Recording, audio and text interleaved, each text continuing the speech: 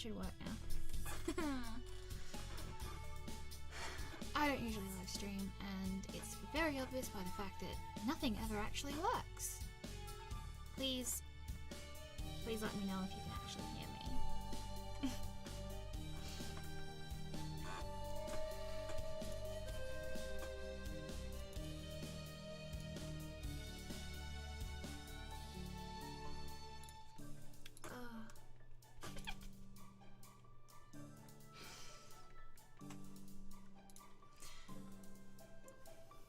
So assuming everything works, I am going to reintroduce myself because it's been a while. I've also never had the webcam on before, so that's a bit terrifying as well.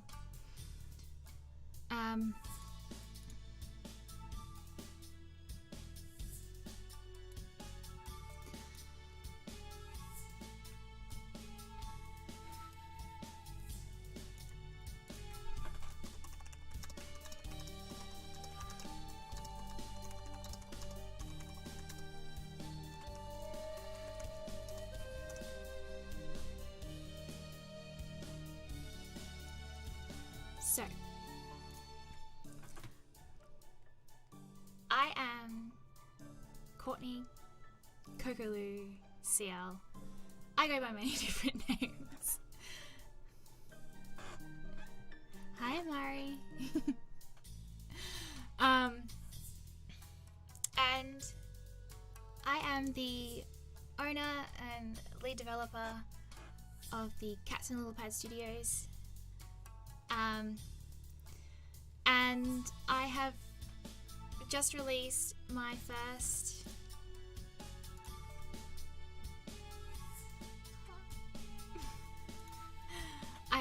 my very first demo. Well, proper demo. The in-between. I've been working on this for cool. I have been working on this since October last year. And a year later, we've finally released our demo, and we are currently on Kickstarter. So, let's get started. Very nervous to read my own writing, because that just doesn't sit well with me. Dearest Micah, do you believe in ghosts? In spirits? In demons? I do. There's a world right on the edge of your consciousness. But not everyone can see it. Those of us with the sight have a duty to protect, to maintain. I deeply apologize for what I must do, my son. I love you. Edwin Riley. P.S. Happy birthday, Micah. How I wish I could be spending it with you.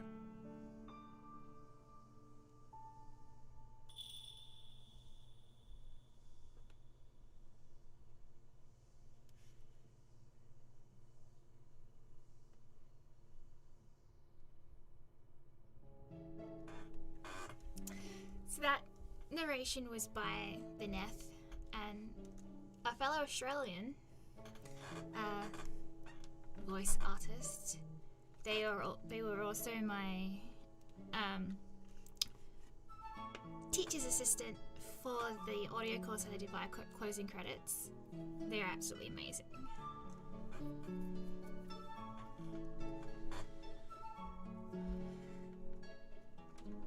A world away from ghosts, from demons and spirits, was a young man named Micah Riley. At 24 years old, he had just recently graduated from the Dynastic Institute, a highly competitive and prestigious university with a diploma in business. It wasn't his first choice, possibly not even his second. But his uncle was the dean of the business school and his aunt was one of the lecturers, so it's what was expected of him. Hi!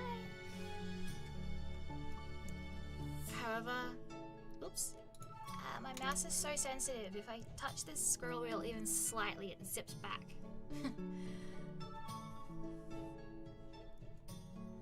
However, he was able to take, can't read my own writing, Jesus. Thank you. Our music is done by F. Tosin.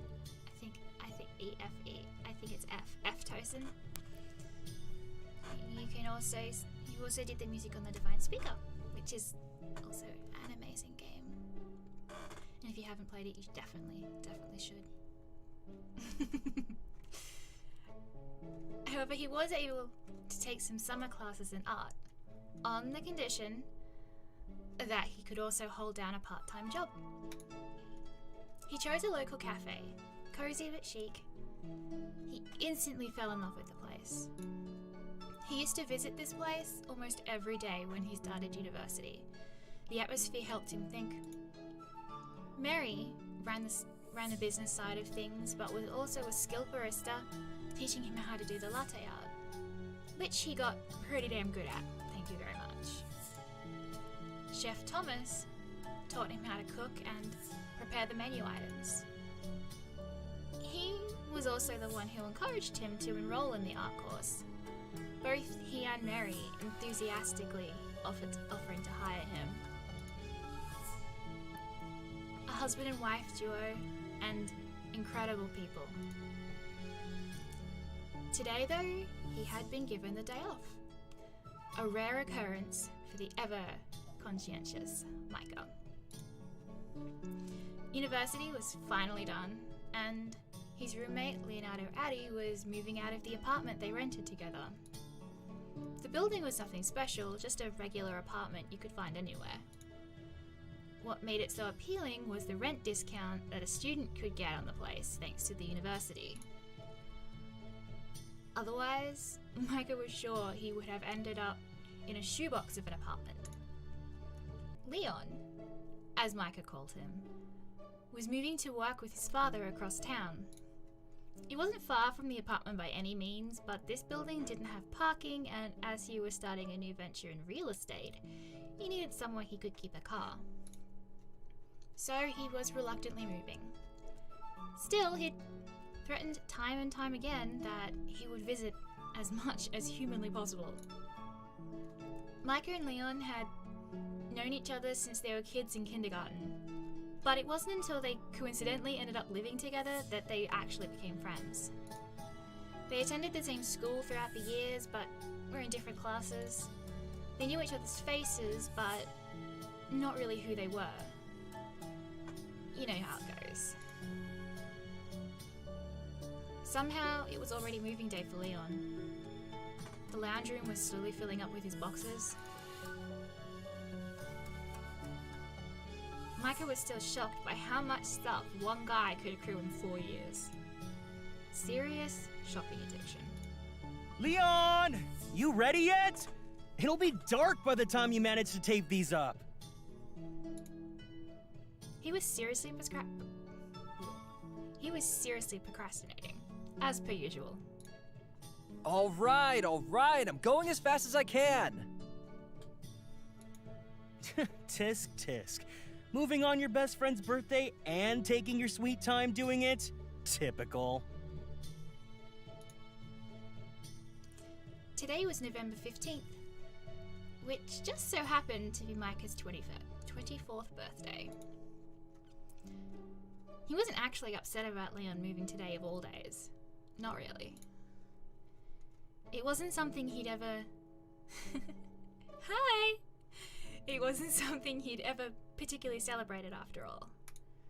He did, however, really enjoy tormenting Leon about it, who was, as it turns out, quite upset about the date. Micah tousled Leon's hair as he walked out with the final box. Surprisingly, he was going straight to work once the movers took all the boxes.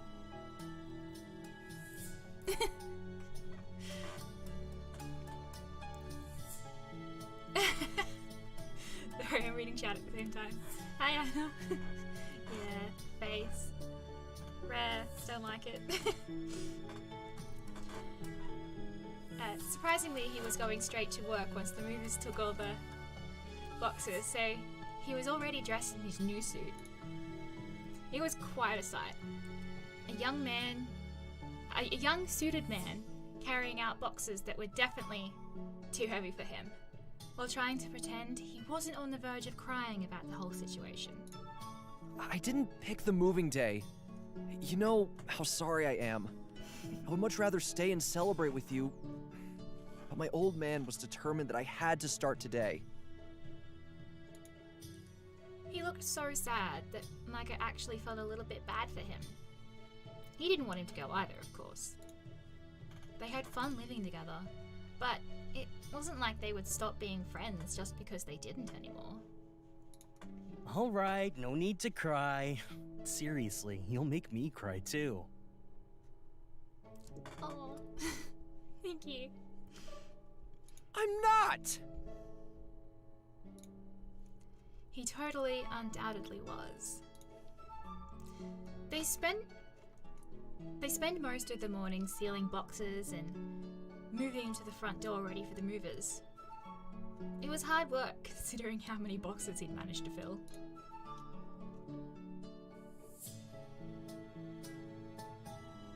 Catch you later, man. Come by the cafe when you're free next. I wonder when that'll be. Dad's got me booked solid for a month. Don't worry, there's no rush. Anyway, that sounds pretty rough. Good luck. Thanks. I think I'm gonna need it.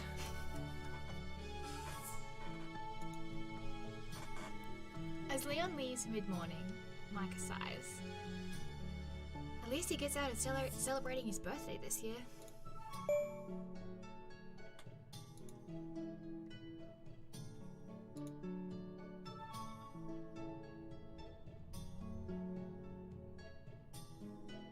Did I say happy birthday? Happy birthday! Yes, you said happy birthday already.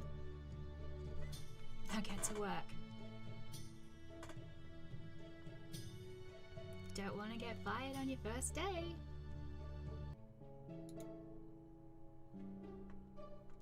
Also, huge... Oh, I'll go back to it.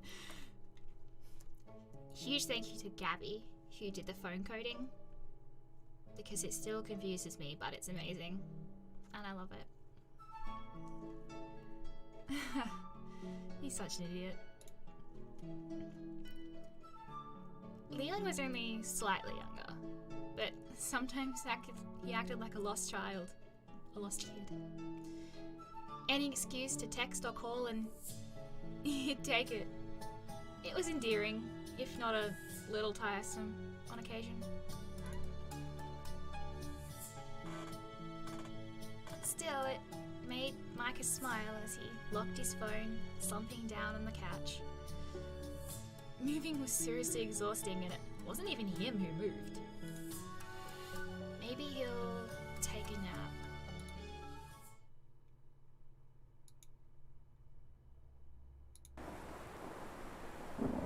A sudden roar of thunder and flash through the sky woke Micah with a start. It was dark. The room was nearly pitch black. From the storm, or had he slept all day? He rubbed his head. He'd been getting some killer headaches lately, and his sleeping pattern was all over the place.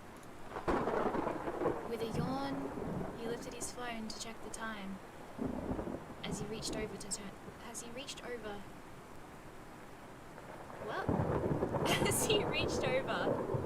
turn. Okay, yeah. I found an error. As he reached over to turn on the lamp beside him, squinting as the sudden brightness hit his tired eyes. Oh man. He sighed. Slept the whole day. He'd catch up on the messages later, he decided. Micah rubbed his forehead again, trying to calm the headache. He'd been having a dream. It seemed so real. But now he couldn't even remember what it was.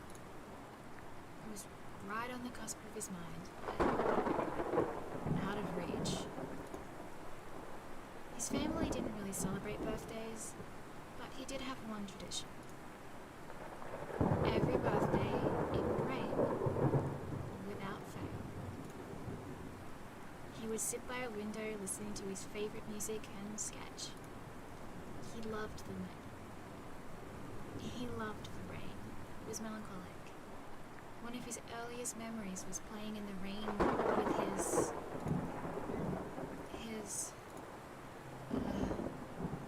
someone. Who was that again? He frowned. He couldn't remember his face. He knew it was a young man playing with him, but he couldn't remember who he was.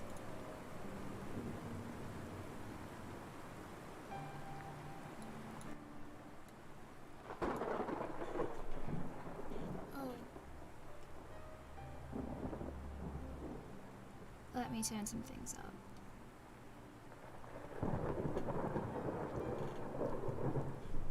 He held onto his head tighter now, feeling his headache getting worse. It always got worse when he tried to remember his childhood. All he could remember was that smiling face through a deep haze. Sometimes it seemed so clear he could almost make out his features. Other times, nothing.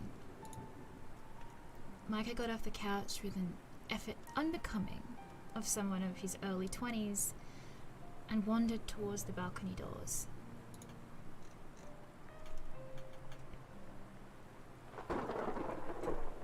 Watching the rain outside made him feel calmer. He breathed out on the glass of the doors. He wrote a single word in the fog. A name. Edwin. Followed by another. Riley.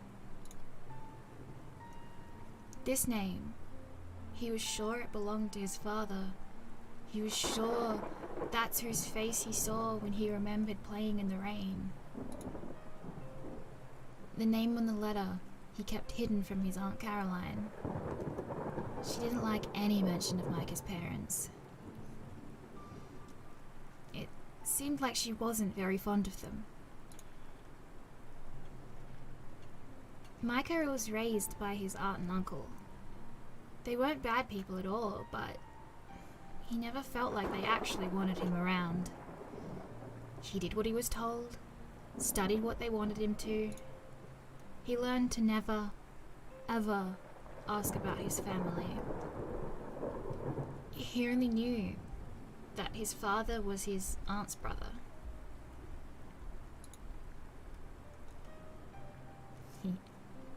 Tian is amazing as an artist. I'm so happy that they agreed to be on the game. The subject was banned early on. When he came to live with them, for some unknown reason. He couldn't remember much before then. Just that when he awoke in the hospital, his Aunt Caroline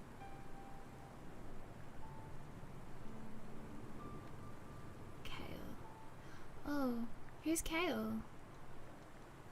I must know.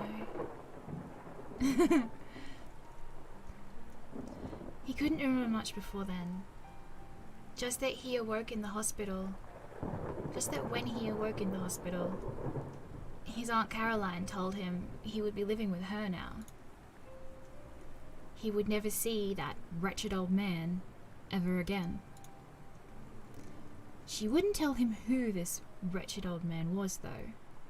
But somehow the thought of not seeing him made him sad, even though he didn't know why.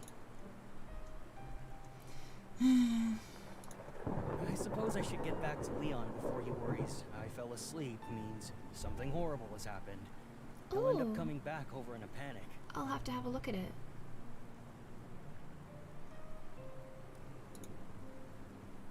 He worries too much, honestly. Still, it's nice that he cares so much. The rest of the night was spent chatting to Leon before he finally dragged himself to the bedroom to sleep once again.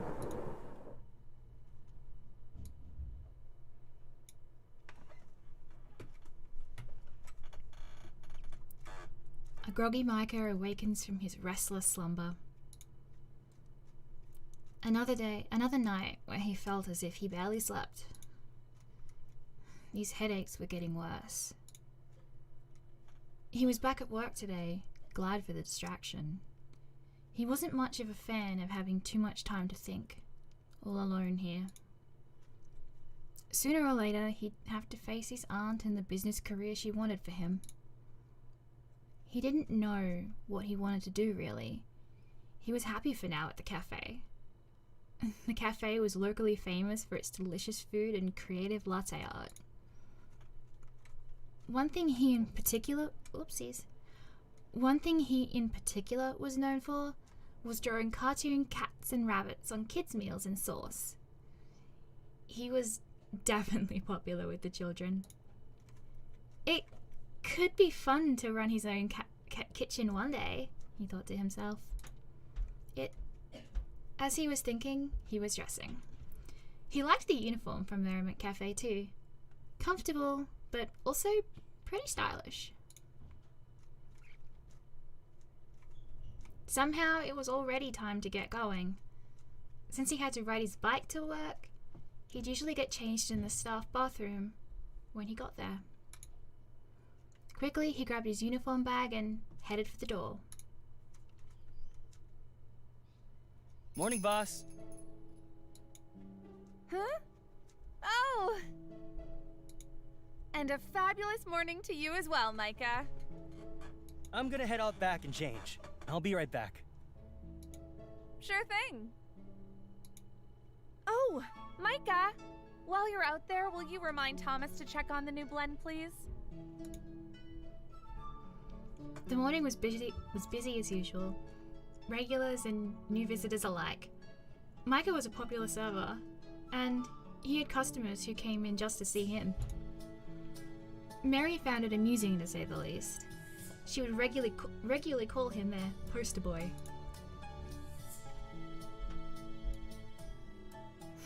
I love Mary. He found it incredibly embarrassing. He didn't do anything special.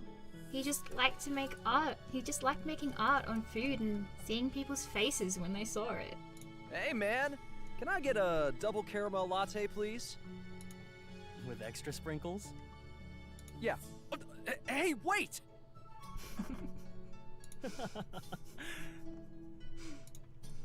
Leon. Thought you were slammed for the whole month. You got a break soon? I've got a lot to talk about. Yeah, I finish in a couple of minutes, actually. Excellent timing, as always. Yeah, right. Like you didn't already know that. Hey, what's that supposed to mean? That'll be $3.95, sir. Sir? Earth to Leon? You gonna pay for your sugar attack or just stand there like a space cadet? A deep blush covered Leon's face. Yeah. Sorry. Grab a table and I'll bring it over to you when it's ready. Yeah. Thanks. He paid for his drink and sat down at a table, as directed. He looked so awkward waiting. Micah couldn't help but wonder what was up with him. Was work that rough yesterday? Okay, break time. Hey, never mind.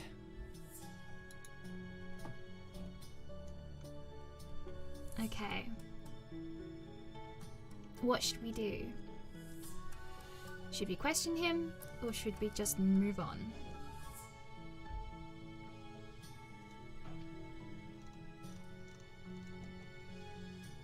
Make my choices for me.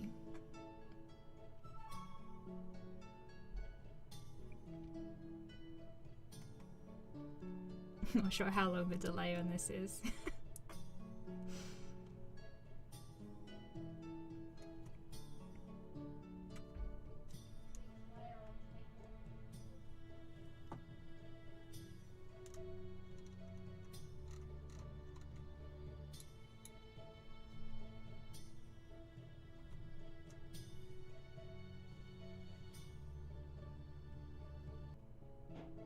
Okay.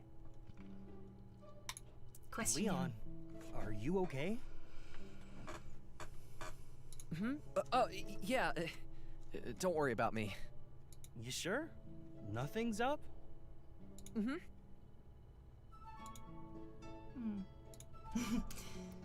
Micah decided to switch gears. So, how did the job go yesterday? Yeah. He perked up as he found something he could talk about. Dad assigned me to this weird old place on the outskirts. The outskirts? Didn't know anything was out there. Yep. Out near the haunted forest you love so much. Haunted forest. What? No, I don't. I'm just kidding. I know you're a big fraidy cat when it comes to ghosts. He sneezed at the word cat and pulled a disapproving face. That's what you get. So allergic to cats, even mentioning one makes him sneeze. What a sad existence. Seriously, though, the old man is really fixated on this place. Why's that? That's the thing. I don't know. I went there to check it out, but it just looks like an abandoned building on a lot of land. Nothing particularly special. Old buildings get sold all the time. He probably just thinks it's an easy sell for the newbie. Yeah, maybe. I don't know. They chat some more until Micah's break is over. The words flow easily, just as they always had between them. As Leon stands to leave, he suddenly turns back to face Micah. Oh, by the way, shoot me a text when you clock out. I have some time tonight. We should grab dinner for your birthday, since we couldn't yesterday. And here I thought I escaped the celebrations. Micah. All right. I'll text you. No need to make that face. Leon grinned in response and walked out of the cafe with a carefree wave. With yet another sigh, Micah shook his head and smiled to himself before getting back to work. The shift passed by quickly after that. A steady stream of customers kept Micah busy enough that time seemed to fly, just how he liked it. He glanced up at the clock. Knock-off time already. A moment later, and he changed back out of his uniform and prepared to leave. He dug his hand into his pocket, searching for his phone to text Leon. But nothing was there. With a frown, he checked his other pocket. Hey. Wow. Okay. I think I need to do a spelling update on this. How did I never know? Oh, I only ever notice things when I stream it, when I record it. It's just, you look at something so much that it just blurs in front of you. Not there either. Oh, shit. Great. This is just great. Where could it have gone? He rushed back into the staff room and scanned over the area. Nothing. It was nowhere in sight. then, somewhere in the cafe, could it have fallen out of his pocket? 10 minutes later, he rubbed at his temples. It wasn't anywhere. Did he even have it with him this morning? Maybe he left it behind. His mind raced with possibilities. He rushed out of the cafe doors, calling out a hasty goodbye to Mary, and grabbed his bike to quickly get home. He pedaled hard, desperately hoping to he simply left it behind and didn't lose it on the ride in. It would be such a huge pain to have lost it for real. Even disregarding the cost of a new phone, he would have lost everything he kept on it. The ride home was stressful. Everything that could get in his way did. How come only when he was in a rush did people feel like suddenly appearing in front of his bike? When he finally got back to his apartment and found it sitting on the end of his bed under his nightshirt, he was too exhausted to want to do anything. Relief washed over him as he flopped down in his bed and absent-mindedly scrolled through his notifications.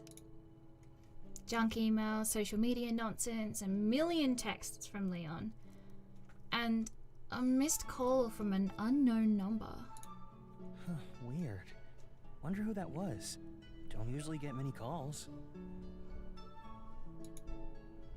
Even more surprisingly, they left no message. He stared at the number for a moment before curiosity got the better of him and he searched up the number. Yeah, but this is how I deal with all my missed calls. Don't know the number, I don't answer it. It's probably just an eBay scam anyway. I've been getting so many of those, oh my gosh.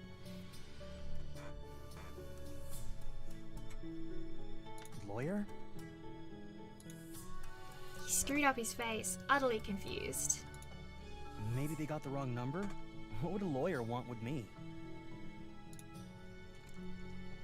He looked at the page for a while longer, trying to decide what to do.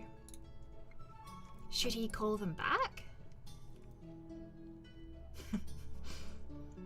They didn't leave a message though, so maybe it was a wrong number after all. Speaking of wrong numbers, have you played the Whip Pop game Wrong Number?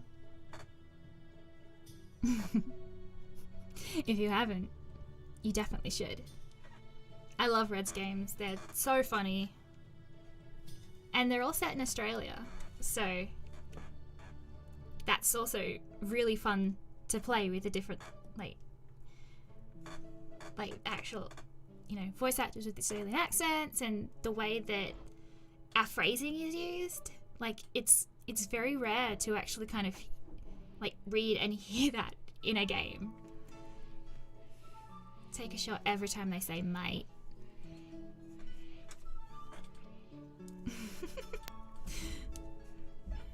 Should he call them back?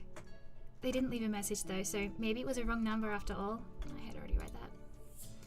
He scrolled through the rest of his messages, his missed notifications.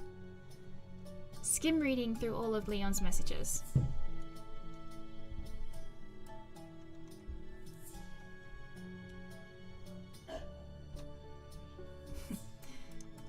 To make his 37 message stream of text short, seemed as if he spent some more time dealing with that rural property since he left the cafe. His dad really wanted it by the sounds of it. Finally, he was all caught up. He felt bad. He'd promised Leon he would text him back as soon as his shift finished, but that became a little difficult to do without his phone. Michael was still thinking about that missed call too, absent-mindedly scrolling through nothing as he stared aimlessly at his device. Okay. Choice time. Should we call Leon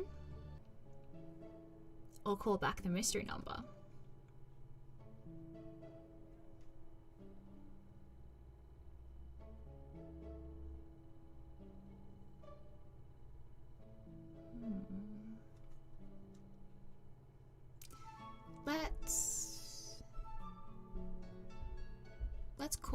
call back Leon. There's actually a little extra bit with Leon if you do most of his answers. And I wonder how many people got it.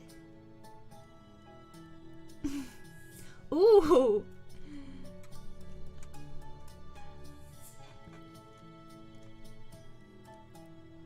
Ooh. We have a tie.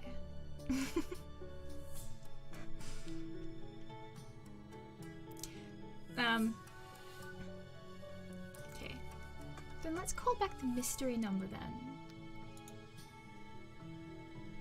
Like I stared at the missed call. Something about that number drew him in, captivated him. He knew that he had to speak to this person now. Why, he didn't know. He just had to. It was important. He thought on that feeling for a moment, but in the end decided to trust that feeling, that gut feeling. Just as Micah went to hit the call button, his phone started to buzz. He jumped up in surprise, nearly dropping his phone. Barely catching it, he caught sight of the caller ID. It was that same number. And this time, he was available to answer it. He rushed to his desk where he kept his notebook, just in case.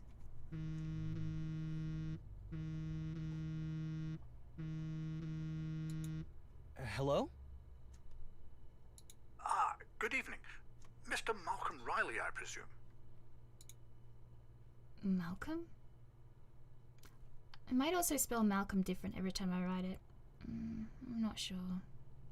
I really have to check that. The right family name, but who is Malcolm? May I ask who's calling?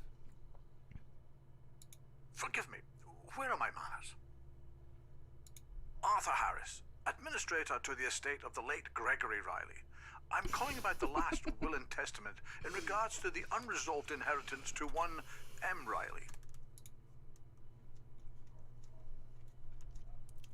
Gregory Riley.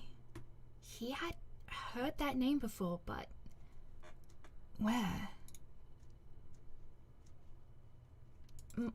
Oops. Micah had yet to respond when the man continued talking. You're a hard man to find, Mal. Oh, sorry. I seem to recall you preferring to be known by your middle name, Edwin. Is that still accurate?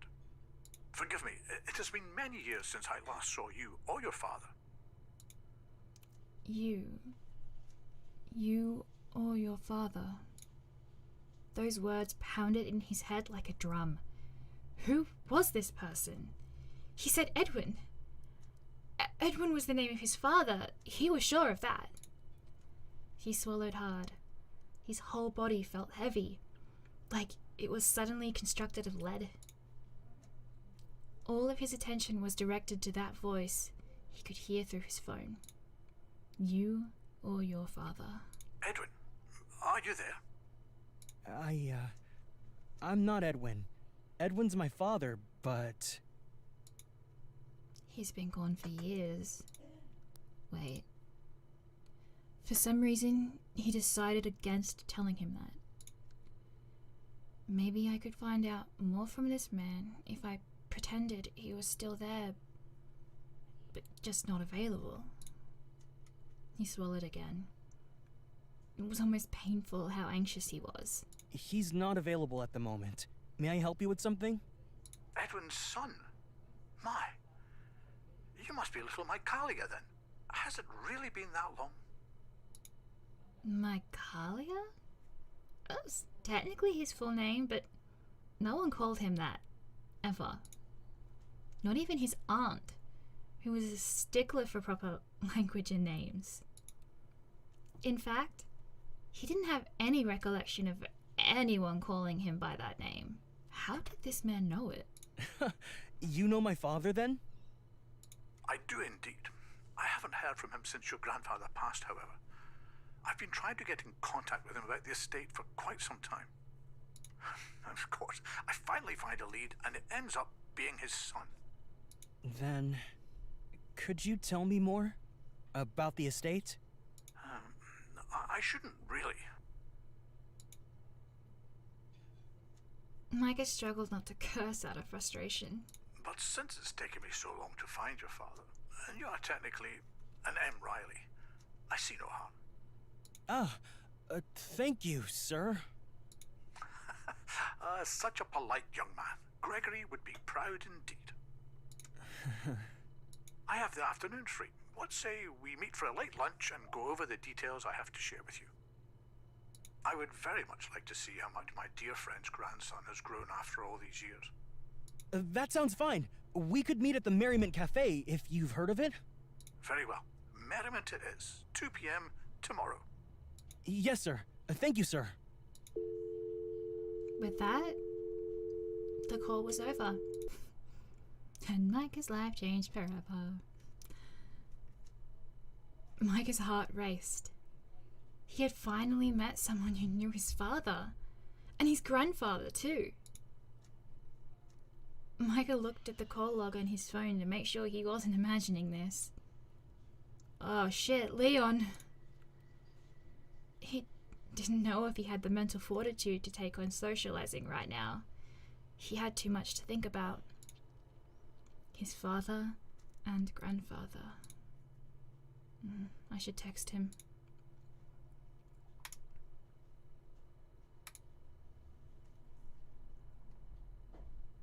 Hey, man. Sorry about this evening. I left my phone at home. And something came up. Sorry, I should have messaged you before.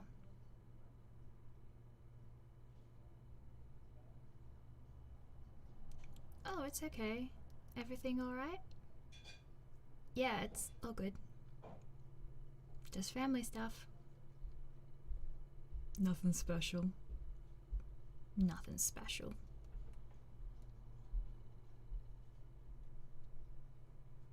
Oh, well, I guess I'll leave you to get back to it then.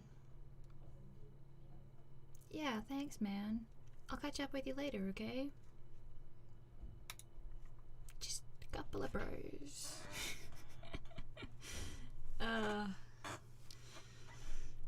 It was special, of course.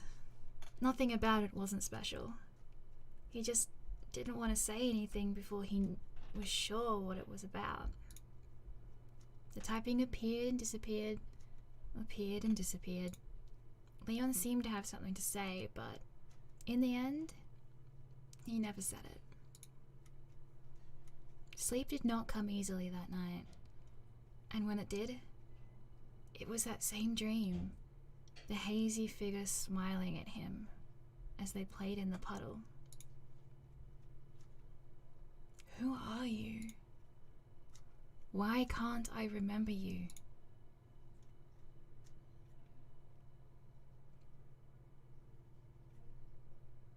The room was still dark, the night air heavy as Micah awoke.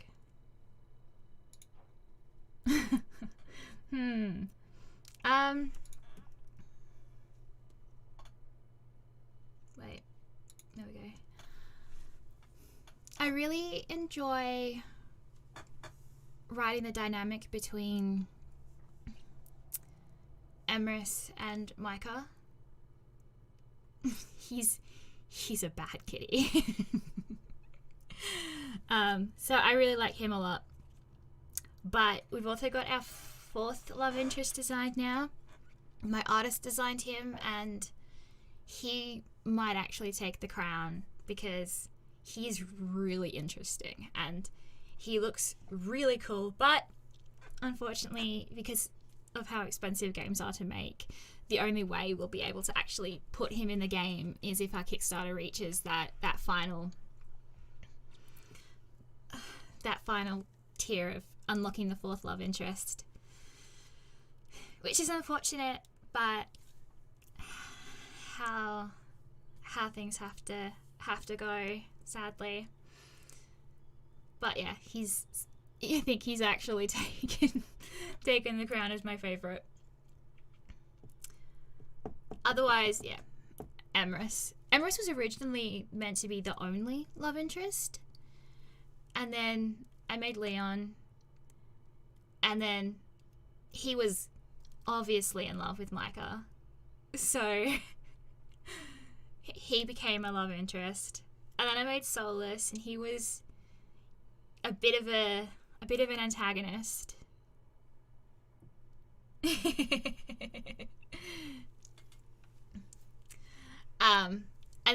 And then my editor and co-writer was like, he's hot, can we date him? Sure. So then we had 3 love interests, and then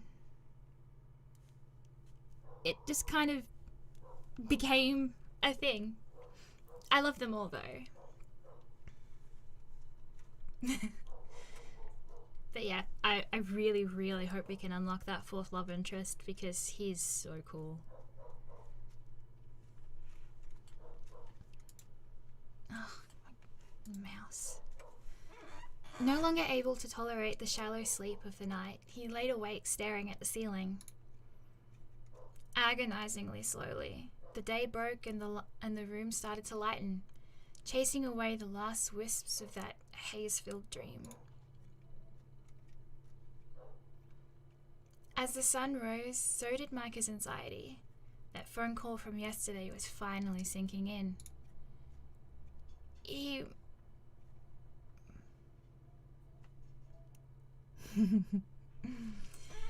As I was writing,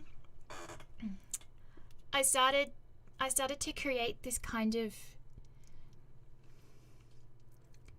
story within the inn, and then I kind of ended up going into this kind of other personality that emerges from it. So, big spoilers on who the 4th love interest actually is though. But yeah, he's very, very closely linked to the inn itself and the lore of the spirit world.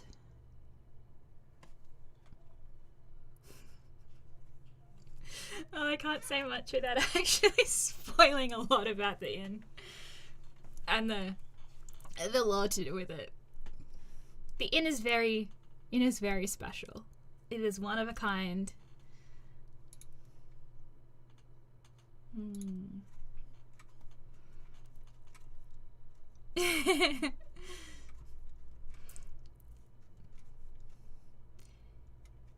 He might find something out about his family today.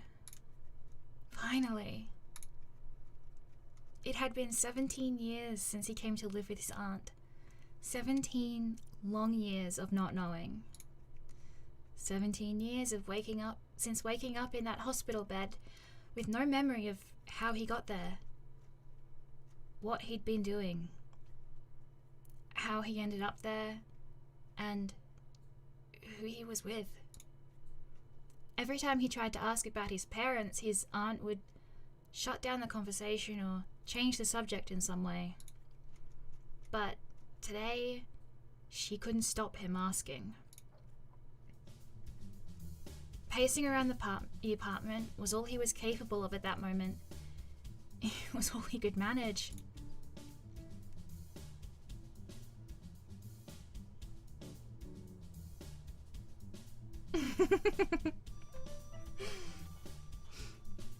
Thank you for supporting.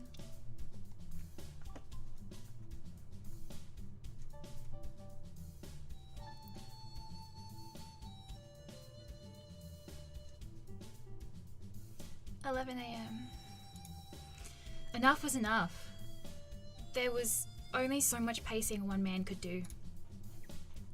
With his mind still filled with thoughts of that lawyer, Micah decided that he should just head to the Merriment early. Anything was better than pacing back and forth any longer. He'd make up some excuse about wanting to watch Thomas in the kitchen or practice a new latte art. Something, anything would do. As he walked through the doors of the cafe, Micah desperately tried to calm his quickening heartbeat. He spent some time messing around there for a while. It would surely start going quickly, right? Micah recalled something about Thomas trying out a new menu item today too. A worthy distraction. Eventually, thoughts of the meeting began to melt away as he watched Thomas cooking in the kitchen. Before long, he found himself sketching the meal at different stages of preparation. What he thought would be a useless skill, his food drawings had become somewhat useful and were used on Mary's menu. He checked his phone nervously. 1:25. Oh. Time went so slowly at first, but spending time in the cafe drawing and chatting to Thomas actually made time go much quicker than he expected. He took a deep breath. He felt much calmer, thankful for the distraction this had become. Why don't you go get a table in the dining room? In the dining room? Someone's gotta make sure these are actually edible. I don't think anything you could make would be inedible, but I'm not one to turn down the famous Thomas's cooking.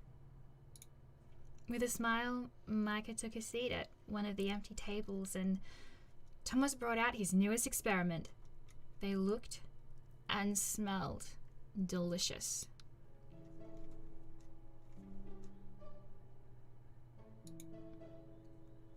Before him, Thomas placed 2 dishes.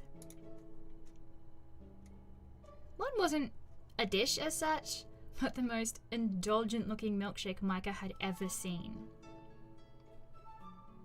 Yes, it was. Yeah, Thomas is voiced by Junior. Yes, we're really excited to have him. He's amazing. Yeah, I love our voice cast so far, and I'm really excited to hopefully reach that voice acting stretch goal on the Kickstarter as well, because I'm not a fan of partial voice acting. So, for my own game, I decided that if we were going to have voice acting, I wanted it to be full voice acting or no voice acting. So I'm really, really hoping we can reach that full voice acting, because our cast is amazing, and I also really want to hear the rest of our cast, because we've got some amazing characters. Like our other 2 love interests, but also the rest of the game. We've got some really cool characters, and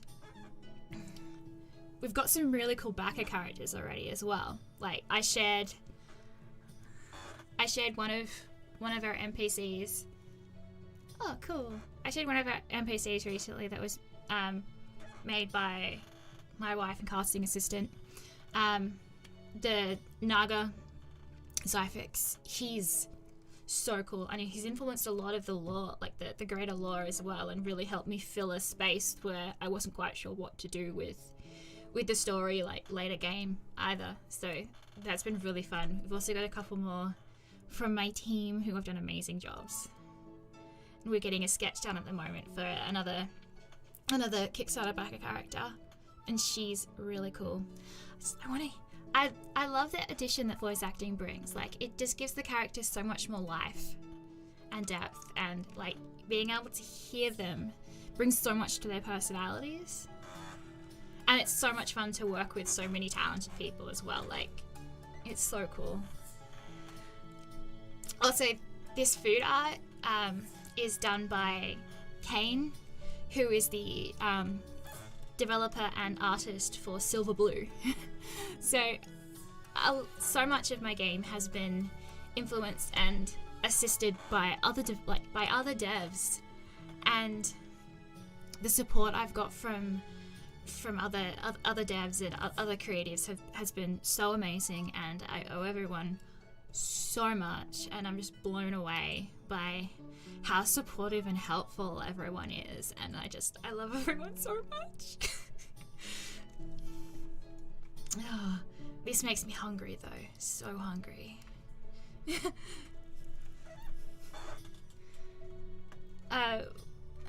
One wasn't really a dish as such, but the most indulgent looking milkshake Micah had ever seen. Topped with whipped cream and chocolate powder, complete with a long spoon and a spiral straw. Well, it's obviously a lot more than that. Kane went hard on that design. So cool. Look, there's what, 4 more cats? Okay, that's something that's kind of hidden throughout the game as well. Something my background artist actually started was in so many of my backgrounds, he's hidden random little pictures of cats. So I might have like a little mini game within whoever can find all the cats first gets a prize or something, but I actually don't even know how many cats are in the game. The second looked like a pie. The outer pastry woven into a lattice filled with berries and syrup. It smelled divine. Hidden beneath layers of pastry was a secret that made this more than just some pie. Micah stood transfixed as Thomas was creating this masterpiece. This dessert had a layer of cheesecake inside the crust and under the berries. He couldn't wait to try it. Before he could dig in, however, Thomas brought out a third dish. 3? There's more? Where did this one come from? A special treat. A mischievous look spread across the chef's face. He gently placed the dish in front of Micah, a smile plastered to his face. Now you may eat. Dig in. Oh, is it even possible I can eat all this? You'd better. You hurt my feelings otherwise. Micah examined the new meal with interest, trying to work out what secrets this one held. Oh, pizza? Try it and find out. This was a recipe that I found on taste.com while I was looking for food. And it's actually pizza, but with a 2-minute noodle base. I've shared the recipe in my Discord server a while ago, but I need to make it one day because it sounds so interesting.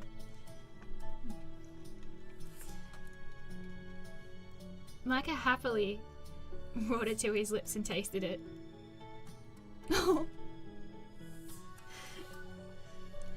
And of course he wasn't surprised. It was perfect, just as Thomas's cooking always was.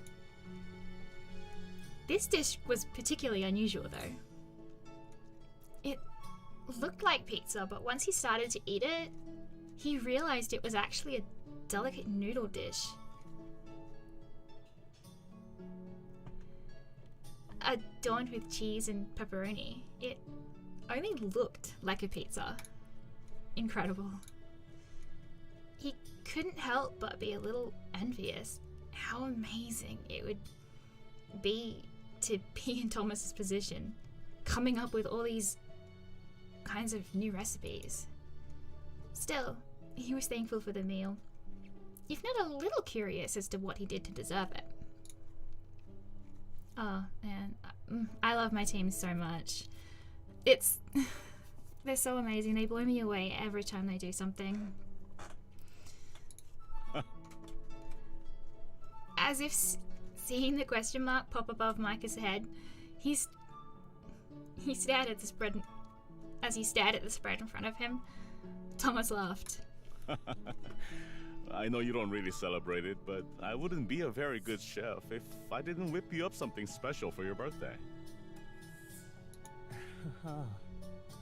But more than anything, you looked a little down and anxious. You come here on your days off when you aren't feeling so good. Does he? He hadn't really thought about it. After a moment, he realized Thomas was right. It was how he got the job in the first place. What's on your mind, kid? I have a meeting here soon. I think I'm about to find out who my father was.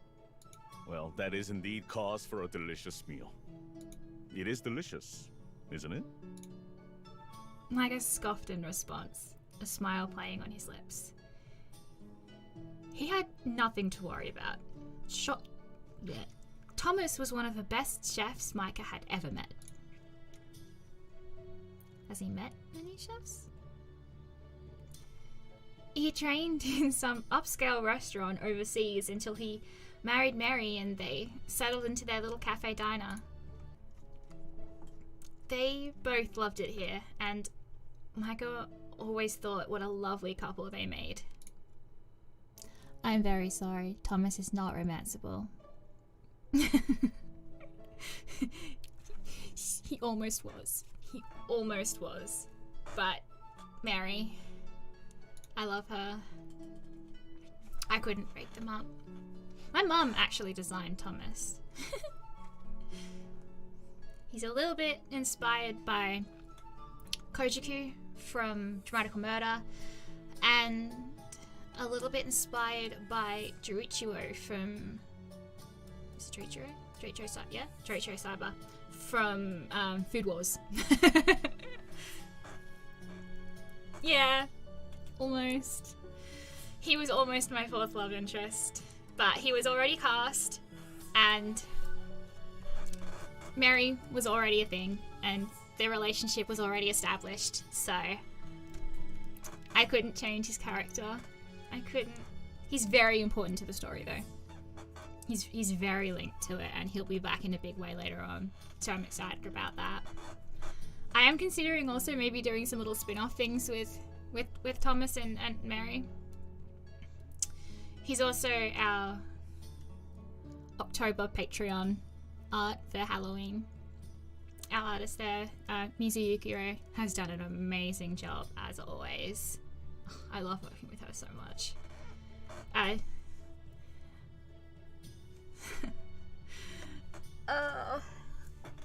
How did I end up with such a cool team? They both loved it here, and Micah always thought what a lovely couple they made.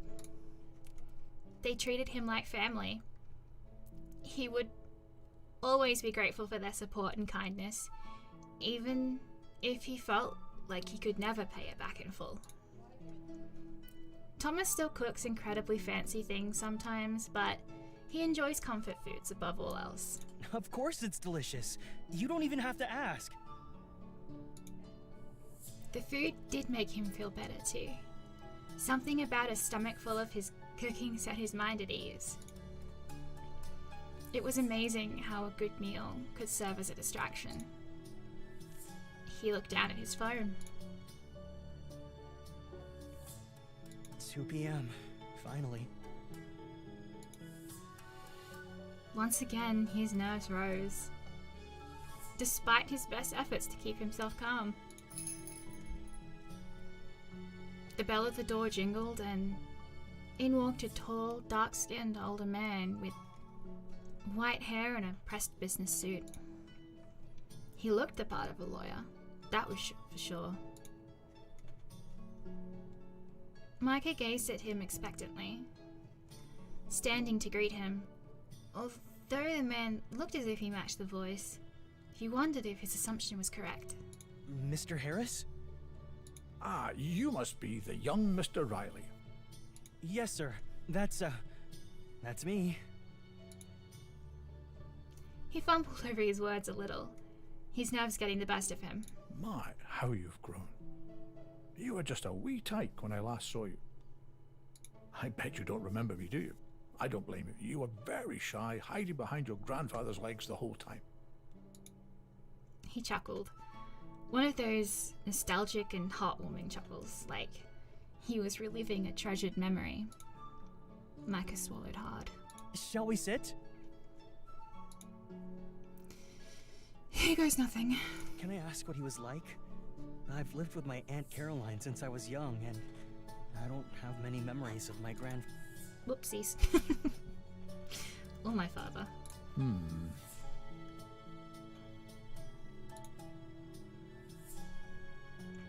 He seemed to be deep in thought. Micah held his breath, wondering if he'd blown any chance of finding out anything. After a while, Arthur just sighed. That sounds like Caroline, that's for sure. She never did get along with her family. It stands to reason that she wouldn't speak of them much. How was it that you came to live with her? Honestly, I don't really remember it very well. As a child, I got into a bad accident of some kind. When I woke up in the hospital a few weeks later, Aunt Caroline was there. She told me I would be living with her from then on. I remember that. I've never seen Gregory more concerned about anything in my life. Arthur folded his hands and rested his chin. Eyes closed in deep thought. Caroline. What was he like? My grandfather, if you don't mind me asking, that is. He was a good man, strong-willed and fierce, kind and compassionate. More than anything, he loved his family. They were the most important thing in the world to him. He sounds nice. I just wish I remembered him. But he was an adventurous one. Caroline never really approved of her father and brother. Yeah, I kind of got that impression too. But you said you had something for my father? Yes. How could I forget? Micah steeled himself. He wanted to know what it was, but he was also afraid to know. Arthur unlatched a briefcase and from it pulled a bound document, followed by a wax-sealed letter. I have had these in my possession for 5 years. I have been seeking out Edwin to pass them on to him, but as his son, I am confident that Gregory would approve. He slid the documents towards Micah, who couldn't help but stare. With a shaky hand, Micah pulled them towards himself. An immaculate scripted title. Old but well cared for. Very well cared for. It looked like a property deed. These little pop-ups as well are all done by Red, the dev for Whip Pop. She also helped me design my characters originally. So when I was first doing the concept designs and stuff for the in-between, it just started as a way to practice programming, and then I needed assets, I needed a story, and eventually I was just like, I'm basically making a game already. Why not? I've been wanting to make games for a decade. Why don't I just do it? And I've been so inspired and supported by other devs, Bumbo Suit, Whip Pop, Legend X, 2.5 Studios, particularly 2.5 Studios. Those two are everything to me. I love them so much. They're my best friends, and they have taught me and supported me, and I really don't think I would have the confidence or knowledge to be able to make a game without knowing them. And of course, the support and hype from my wife, and she's just amazing as well. But so many other devs have contributed to the game, like with art or just support, knowledge, answering questions that I've had, promoting the game. So many other devs have been promoting the game to help, and I don't know what I did to deserve all this other support, but it makes me want to cry just thinking about it.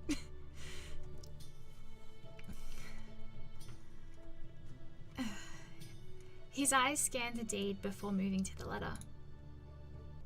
Addressed to one M. Riley. He took a deep breath and opened it, barely managing to stop his shaking hands. My dearest Micah. His heart jolted. Micah, it was addressed to him. His eyes went wide and he looked back up towards the lawyer. Where he was standing a moment ago was now an empty space. Standing? A suppose that should be sitting, shouldn't it? Aw. See, this is my issue with streaming my own game. I'm always going to find all the issues with it. No!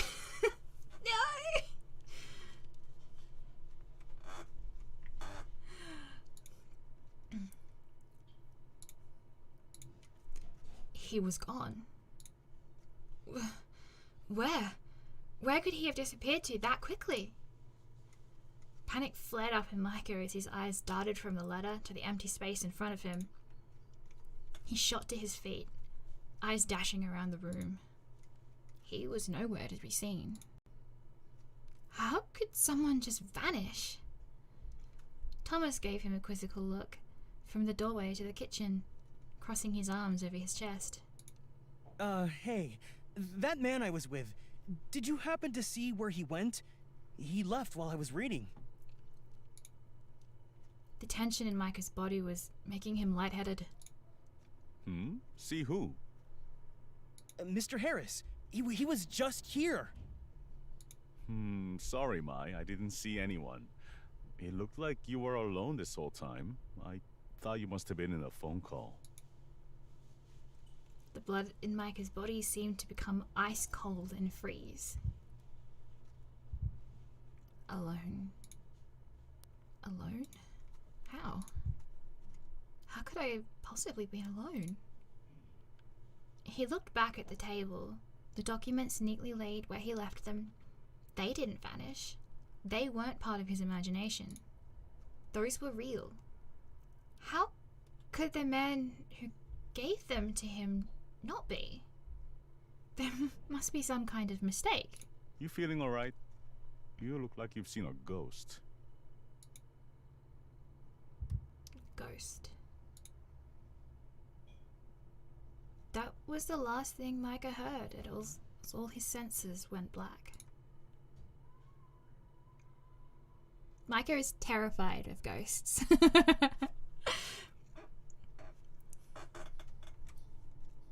Everything hurt. His back, his shoulders, his head, and his eyes. Every inch of him felt like it had taken a beating.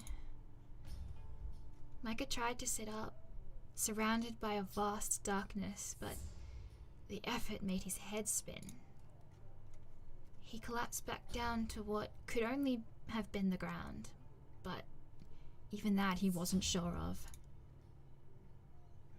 Soft. Where was he?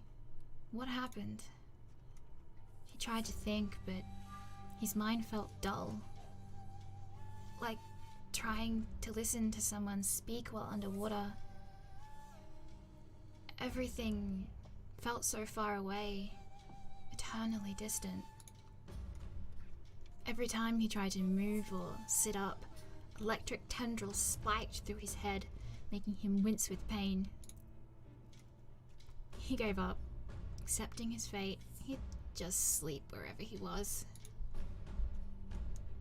The faint sound of panic that reached him faded further and further away as he lost consciousness once again. Darkness. It was so dark. Micah felt scared. Scared and alone. Why? He took a deep breath. The air smelled sweet, like honey. He couldn't tell if his eyes were open or not. In a place like this, he couldn't tell anything. The panic rose. The spikes of pain through his head were getting worse. And then, the tiny jingle of a bell, and something soft touched his face. He froze in fear. Okay, pivotal moment. One of these options gives you a bad ending. Can you guess which one?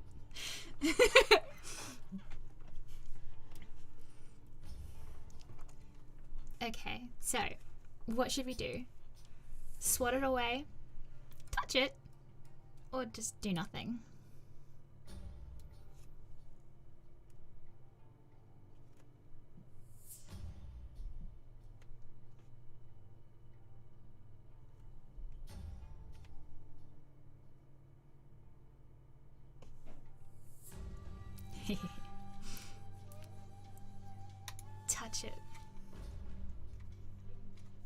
feeling of this soft touch felt somewhat familiar. Micah reached up and lightly touched whatever it was. Soft, fluffy fur? He let his hand travel the length of the body. It was covered in fur.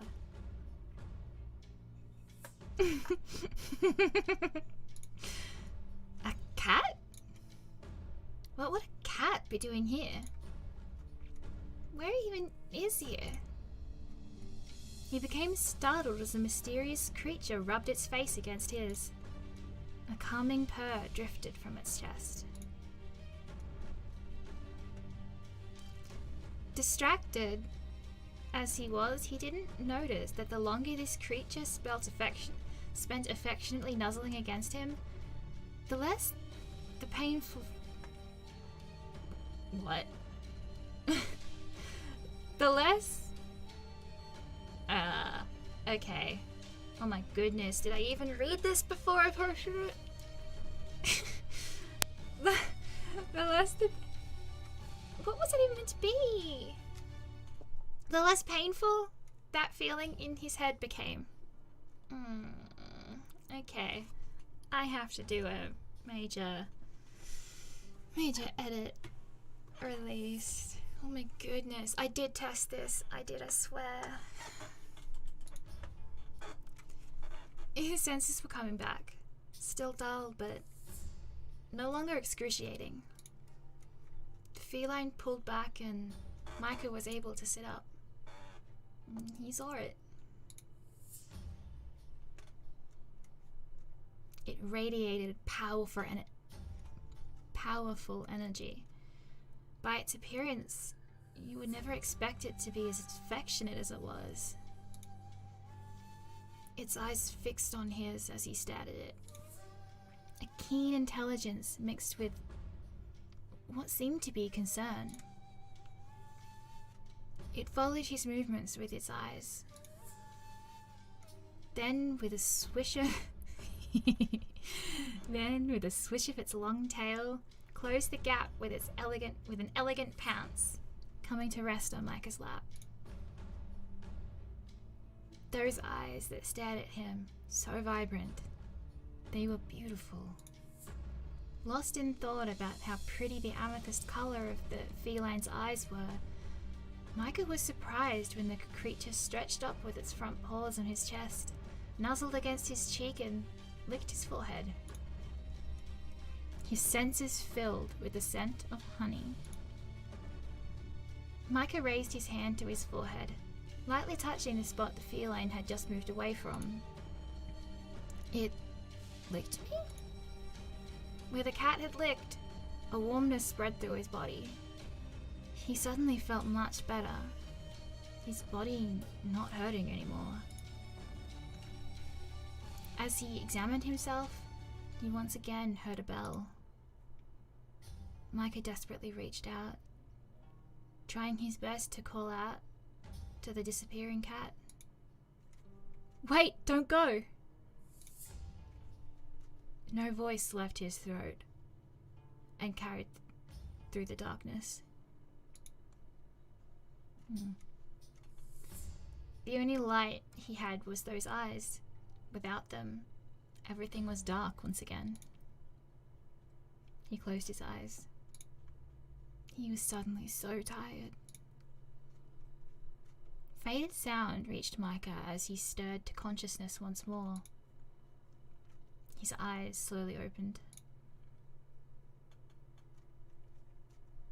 Taking up his entire vision was the blurry face of his best friend. Micah! Oh, thank God. Ugh, not so loud. My head hurts. It was only then that he realized. It didn't. His head didn't hurt, actually. It didn't hurt at all. He reached up and touched his forehead. For the first time in a long time, his head didn't hurt. Not since that cat. Is it even possible for pain to be licked away? No, that's stupid. Micah stifled a laugh. looking up towards Leon. So dumb. Me? No, not you. Hey, Leon? Yeah? Thanks. Seriously. Leon's face went bright red. Don't worry about it. He glanced away shyly, awkwardly fiddling with his tie. Finally. Micah? Hmm? What happened to you? What did happen to me? I was hoping you could tell me. How did I get here? I was at... At where? The cafe? You collapsed. The cafe. What was he doing at the cafe? Thomas said you were acting weird and then fainted. So he called me and I brought you home. Acting weird? Seriously, are you okay? Hmm? Yeah, I'm fine. I feel completely normal. Normal people don't pass out for no reason. Leon seemed unconvinced as he frowned deeply. Hey, did I, have anything with me when you brought me back? Like what? I don't think so. But I wasn't exactly worried about your things when you were sprawled out on the ground like that. Wait, if I collapsed, why bring me back to the apartment? Why not the hospital or something? I panicked, okay? And I didn't want to call your aunt either. Micah's eyes went wide in surprise. His aunt. What does she know? Did she know anything? Mr. Harris didn't seem too keen on her at all. In fact, it wouldn't have been an understatement to say he disliked her. Mr. Harris! What? Who? Calm down, Micah. You aren't well. Micah jumped off the living room couch he'd been placed on, bouncing to his feet. I'm sorry. I have to go back to the cafe for something important. Thanks for everything! Micah, wait!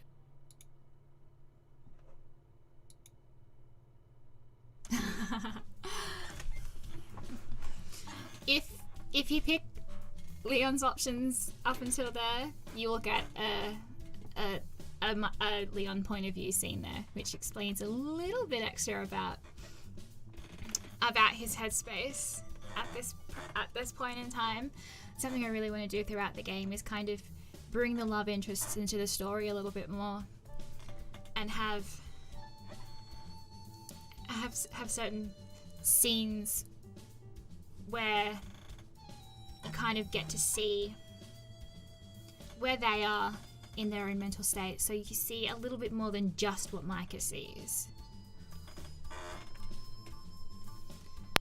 Micah threw open the door to the cafe, startling a few customers seated near the door. He headed straight for the table he had last been at.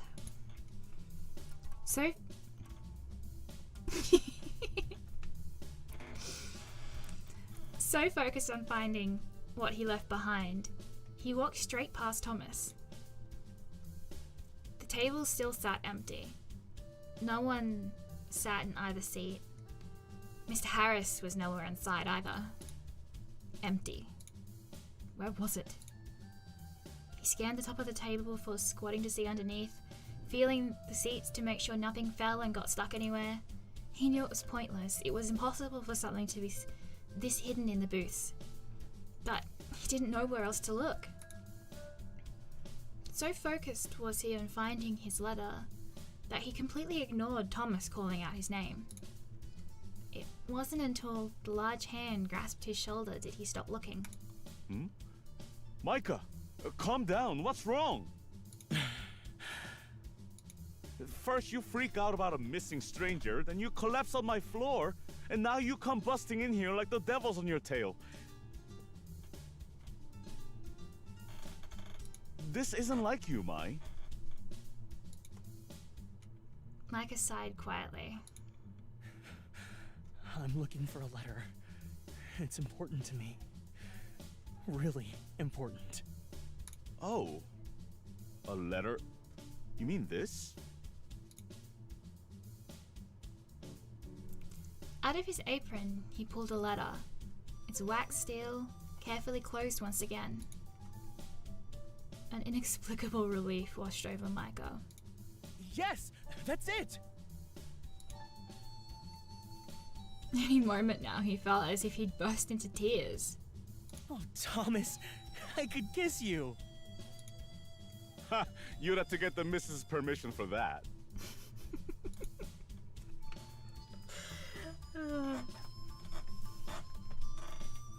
Look, it's definitely not hard to see that I'm a Thomas fan.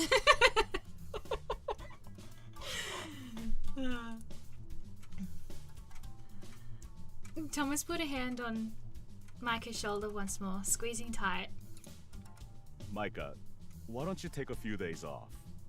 I'll talk to Mer and let her know you've got some things to take care of.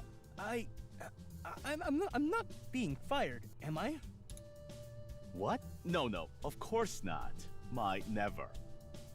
You're part of our little family here and always will be. You're like a little brother to Mary. Micah smiled. He did feel like part of the family here. Mary and Thomas had treated him very well. Just promise me. Just promise that once you figure out whatever's troubling you, you come tell me. Alright? We're here for you. We always will be. Looking Thomas directly in the face, Micah nodded. I promise. With his promise given, he clutched the envelope to his chest and headed for the door. Thomas waved him off before resuming his work in the kitchen.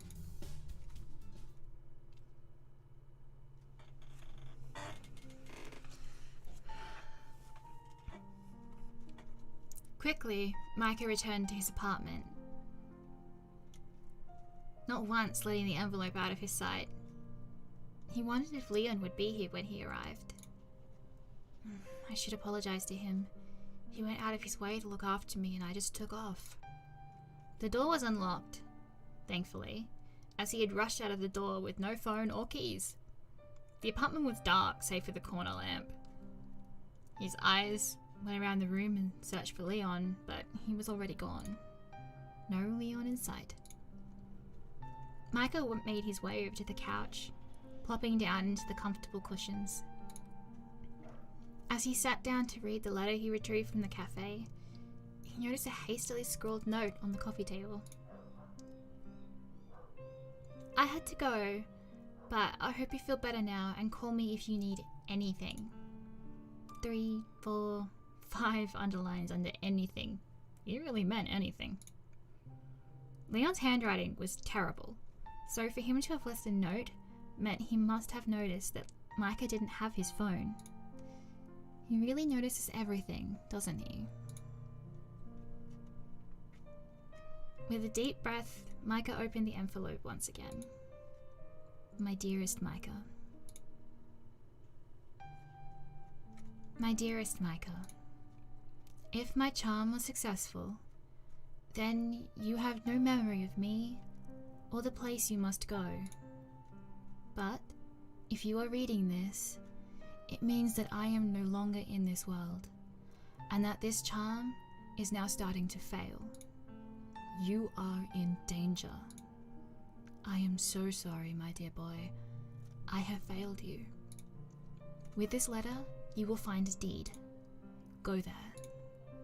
You will understand everything once you do. With love, with regret, with hope. Gregory Riley. Your grandfather. Reading this more times than he could count didn't make the letter make any more sense. Charm? Memory? He was in danger? It was true he had very little memory of his childhood, but... was this why? Was something done to him? His heart was racing, the beating loud in his own head. He had to know.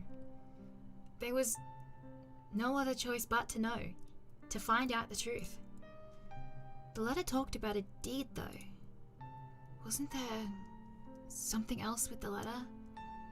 Did I imagine it? He closed his eyes and tried to visualize where he got the letter. I got a call from a lawyer, a man named Arthur Harris. He said he knew my grandfather and had something for my father. We met at the cafe. He gave me 2 things: a sealed letter addressed to me and a document with the name Magnus Inn written on it. When I looked up from these documents, Mr. Harris was gone. That was all he could remember. He must have collapsed immediately after that. Magnus Inn. That could only be the deed that the letter spoke of. They were together after all. Where did it go, though? Thomas didn't give it to him. His entire body felt heavy. Too many things had happened today. He wasn't sure how it all had happened in only one day. Hi. An overwhelming fatigue washed over him, and he was unable to keep his eyes open. He slumped back on the couch and fell into a deep but restless sleep.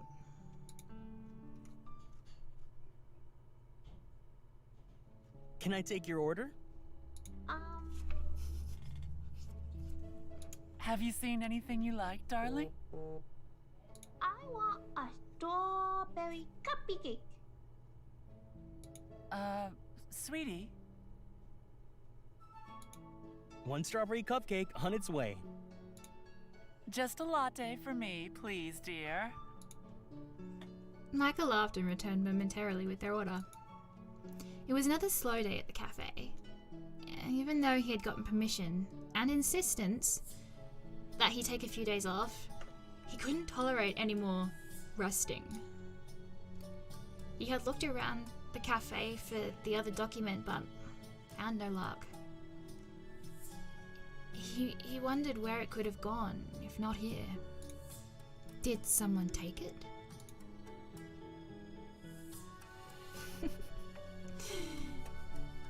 But who could have? He hadn't seen Leon since that day in the apartment either, and he wasn't replying to his texts anymore. It was starting to make him worry. That wasn't like Leon at all. Usually he couldn't stay away if he tried.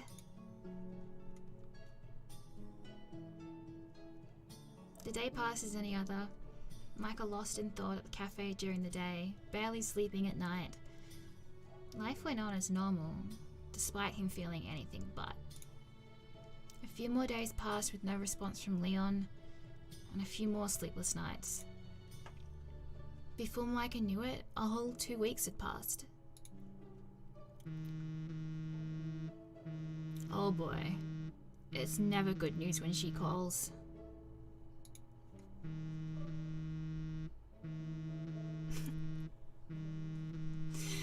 I also love this contact image. I didn't know what to put there, so I wanted to put just like a little a goofy little drawing. So Gabby did this when she was programming the phone, and I like it, so I'm actually gonna keep it. Hello? Micah, I'm going to be forwarding a package to you. I need you to sign it and send it back to me. Oops. Micah, I'm going to be forwarding a package to you. I need you to sign it and send it back to me immediately. Yeah, that's gonna be what I do to expand the phone system at all. Through this, I'm gonna have the little images like Micah has just kind of doodled on his phone and drawn a picture for each of his contacts. Straight to business as usual. Not even a hello. What is it? It doesn't matter what it is, Micah. It doesn't concern you. All you need to do is sign it when delivered and give it back to the courier. Do you understand? If it doesn't concern me, why do I have to sign it? Yeah, right. Okay, I've got it. He rolled his eyes. He had to stop himself from laughing at the thought that she might somehow be able to tell.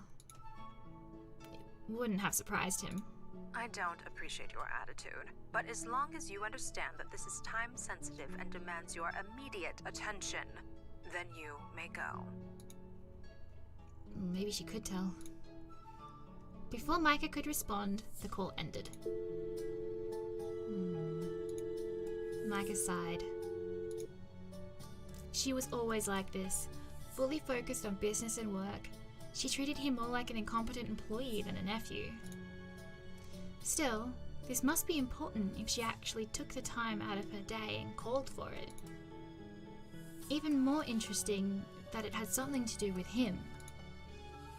Something about her words sent a shiver down his spine, as if every fibre of his being was streaming out for him to not sign whatever it was. You are in danger. The words from that letter sprung to his mind as he frowned at his thoughts.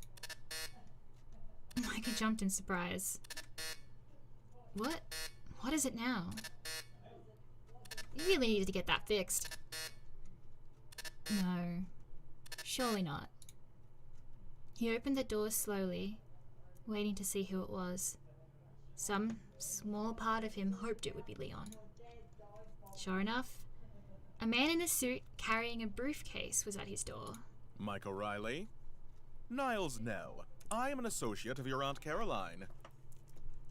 I assume she called ahead and let you know of my coming? Yeah, I just got off the phone with... Excellent. Let us get this over with then. Business awaits. He didn't wait to be invited in. Pushing past Micah, he entered the apartment, already opening his case and laying out a document and pen on the coffee table. All I need is your signature here, here, and here, and I will be on my merry way. What is it I'm signing exactly? All you need to do is sign. I'm sure your beloved aunt can explain it to you later. He hesitated. Something about this seemed wrong. He didn't like it. Why keep it a secret from him? What was he signing? May I at least read the conditions before signing my name to them?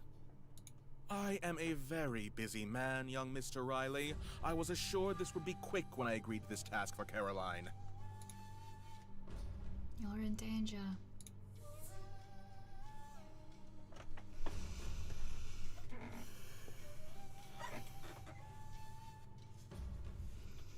Okay, another choice. Should we sign it or should we not sign it?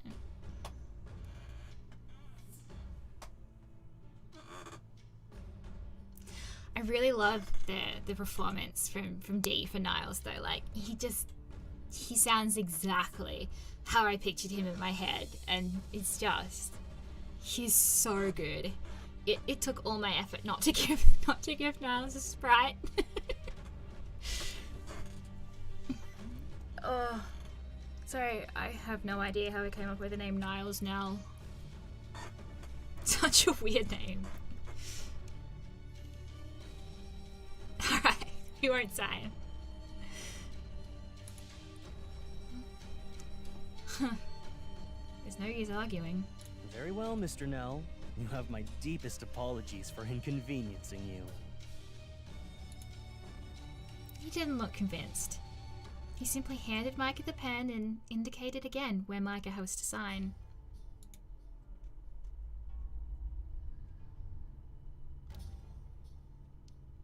He leaned down to sign. However, Micah smiled to himself. He was going to get in trouble for this, but just maybe it would be worth it. Stepping away, Micah handed the documents back to the man, a slight smile hidden beneath his stone expression. Here, you'll be needing these. Niles Nell's face darkened as his eyes fell onto the document Micah handed back to him. Through a strained face of professionalism, Micah could see his seething irritation. Would you care to explain? Caroline. Micah wasn't about to let him control this. Well, Aunt Caroline taught me to never sign what I didn't understand. She was the one who sent me here.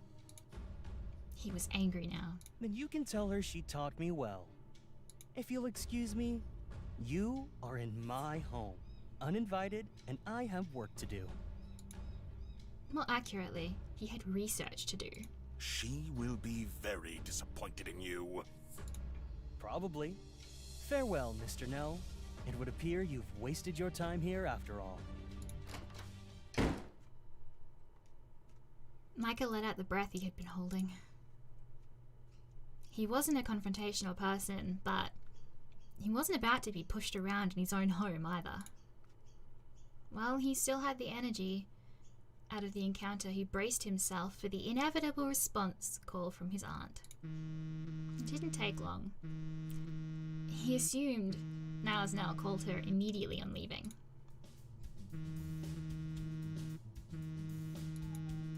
Explain yourself. Here we go. I was taught to never sign what I didn't understand, Aunt Caroline. There's nothing else to it. If he does sign, it's just a little variation to that scene.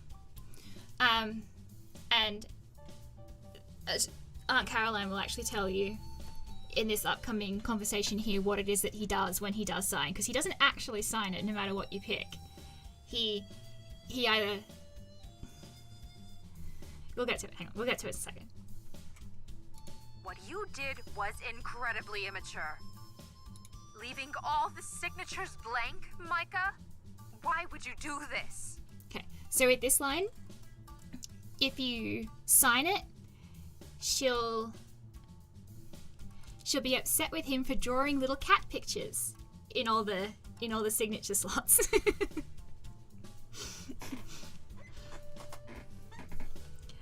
So no matter what, he doesn't actually sign the documents. He either leaves them blank or he draws in them. Time to get some answers about my life. Aunt Caroline? Why didn't you want me to read it before signing it? There's no time for that, Micah. Don't turn this around. We're talking about... He didn't let her finish. What's Magnus in? Silence. A deafening silence that stretched on for so long it became uncomfortable. So you do know after all. I might not have been given the chance to read through the contract, but I did pick out some key words when I pretended to sign it. A sales contract for an abandoned property on the outskirts of town, right? Yes, it belongs to our family. However, the upkeep of the property is too much of a hassle, so your uncle and I have decided to sell it.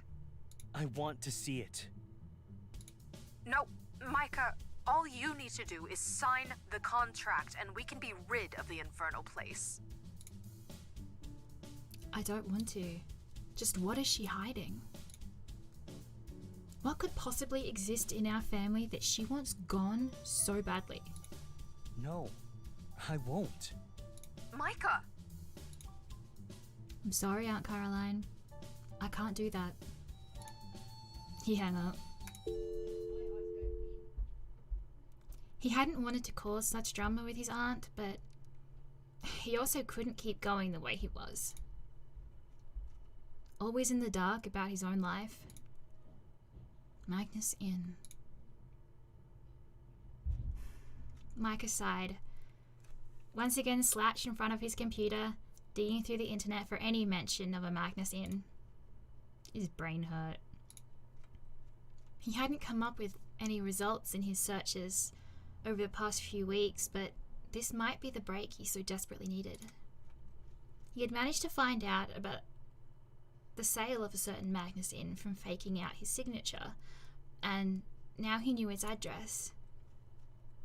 I wonder, could Leon know anything about this? It sounds a lot like that old place he mentioned before. Maybe it's connected. I'll try texting him.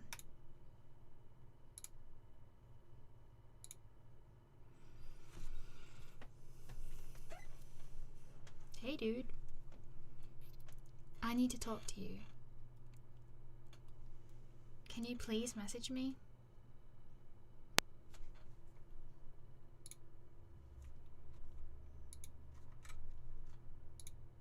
Maybe he won't respond.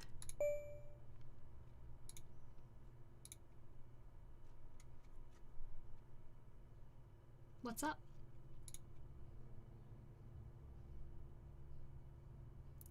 It's kind of hard to explain over text. Can you meet me at the cafe tomorrow? After my shift?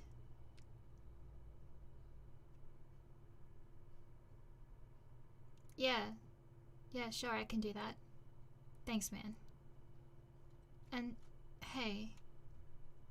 Have you been doing alright?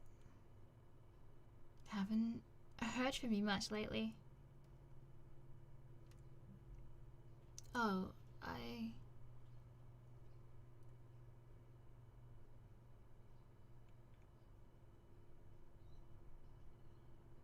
Yeah, I'm doing fine. Just been busy with the new job and stuff. It'll blow over soon.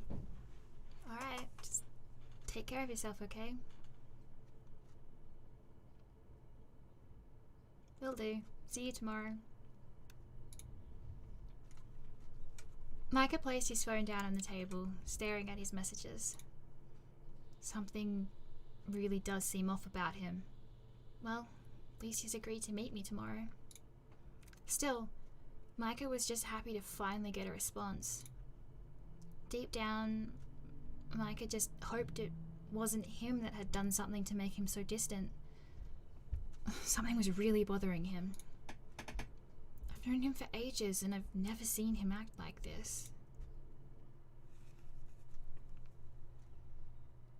He spent the rest of the night researching the town's rural outskirts for properties that might match the very little information he had about the Magnus Inn. No exact matches, but he did find some local ghost stories about the ancient forests behind the old shrine grounds. Ghosts. He loved the stories and the histories behind ghost tales, but the thought of actual ghosts was too terrifying to imagine.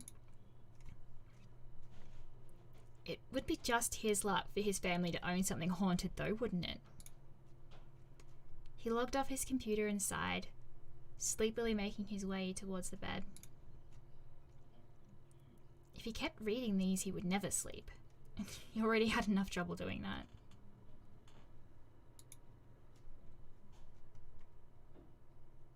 Micah looked up at his dark bedroom ceiling. Looking up at his dark bedroom ceiling, he mulled over all the recent discoveries and what more was in store for him.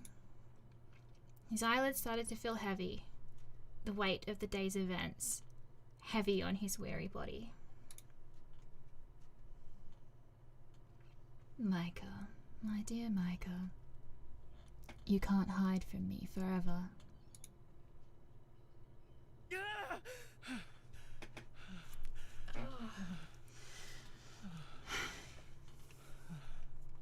Waking with a start and covered in sweat, Micah felt as though he had a hand around his throat. He struggled to breathe. He rolled out of bed and hit the floor with a thump. Slightly dazed, he stared around his room. What was that? It was like something powerful. Something that didn't want me here. No, not here. Something that didn't want me to exist. As if his entire existence was being threatened. He reached up to turn his alarm off. He still had 2 minutes before it even went off in the first place. a nightmare then. It felt so real. He touched his throat. It didn't seem injured, but he could still feel the menacing tendrils wrapped around his neck like a vice, although he knew it was only in his mind. Whew. Shake it off, Micah. It's just your imagination. Lots has happened, and you were reading ghost stories last night, remember? It's all in my head.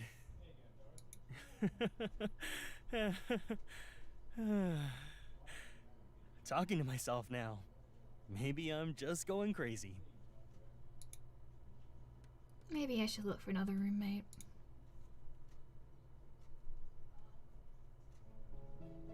Micah yawned as he finished cleaning the last table for the day. Today was busy. Customers filling the entirety of the cafe, and everyone was rushed off their feet. But he was glad, in a way. Being busy is exhausting, but it leaves little time for thoughts other than what's happening in front of you. And after the night he had had, he needed that. But he was glad, in a way. Wait, did I give it back again? Whoopsie. Hey, stranger.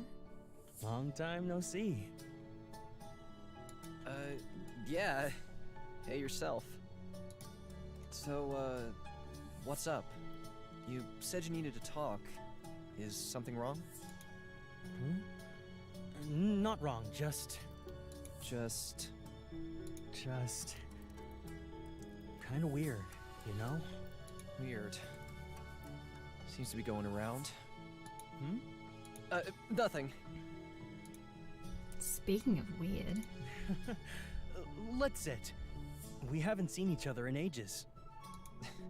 Ages is a bit of an overstatement. They took a seat each, Leon nervously glancing at the door before correcting himself and focusing on Micah. Hey man, I know I'm the one that called you here, and I already asked last night, but are you doing all right? You're looking kind of rough. Yeah, don't worry about it. Work's just kind of busy is all. Not much time to unwind, you know? Plus, I'm the newbie, so I get all the crap jobs. It'll pass. Sorry for worrying you. Work, huh? I actually wanted to ask you about work. Leon's eyes widened in surprise. You mentioned a while back about the house you were looking at that your old man was real keen on. Where exactly was it? Why do you want to know? His voice suddenly changed. Before he sounded nervous, but now he sounded borderline aggressive. It was a surprising switch, to say the least. Micah had never heard him use that tone of voice before, and especially not to him. Shit, I'm sorry, that came out wrong. You just surprised me. He offered a weak smile. Are you sure you're okay? Yeah, just so tired. Father is obsessed with that place, and now you're asking about it too. He sighed heavily and slumped back in his chair. It's creepy. I feel like it's watching me and it doesn't like me. At all. Plus, it gives me wicked allergies. The house doesn't like you? Well, it's not really a house, more like, I'm not sure, some kind of manor maybe? It's huge, but it looks like it hasn't seen living people there for years. Why so curious all of a sudden?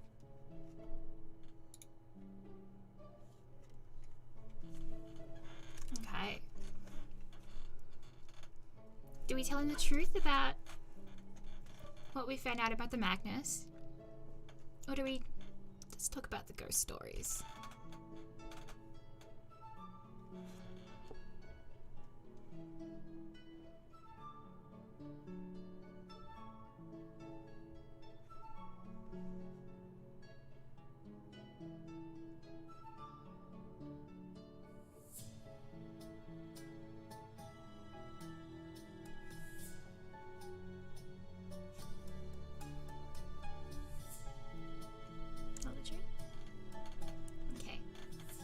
ask about the Magnus. Should I tell him the real truth? I haven't seen you for a while. I thought it would be nice to catch up. Definitely not trying to get info out of you. Nope, never. Really? He sounds so suspicious. Yeah. I've been thinking about that place you went to when you started lately. It didn't seem like much then, but it's gotten me curious. You've been thinking about that? Why? I came across something recently. Oh? Like what? Maybe I should risk it. We're friends and he might know. I was researching and found this old rural place, which sounded just like the place you went to. Where? Micah took a deep breath. I have to ask. It's called the Magnus Inn. Have you ever heard of it? Leon froze. Don't, Micah! Leon jumped to his feet, slamming his hands down on the table between them. Micah stared back at him in surprise. What? What do you mean, don't? Leon, finally realizing his outburst, returned to his seat. You should stay away from that place. It's... He does know then. I was right. Micah waited for Leon to continue, giving him an encouraging smile. Leon sighed, rubbing his temple and giving Micah a pleading look. It's weird. I can't explain it. It feels menacing. The house... Oopsies. It's weird. I can't explain it. It feels menacing. Like there's something there that wants to hurt you. The house doesn't like you. Yes, exactly. Ugh. Micah, please, stay away from it. He sounded so desperate. Are you sure you're okay? You seem genuinely freaked out by this place.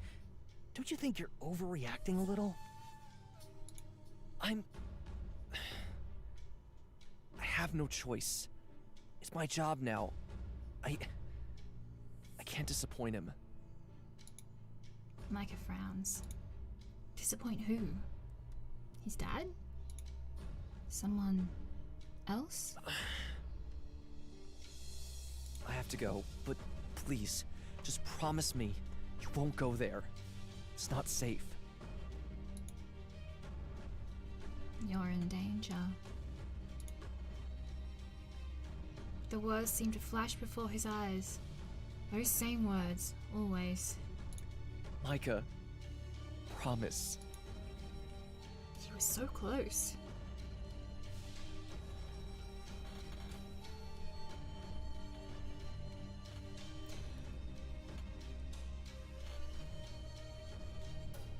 I promise. No response. Well, you can't promise that. If we didn't go, there'd be no game.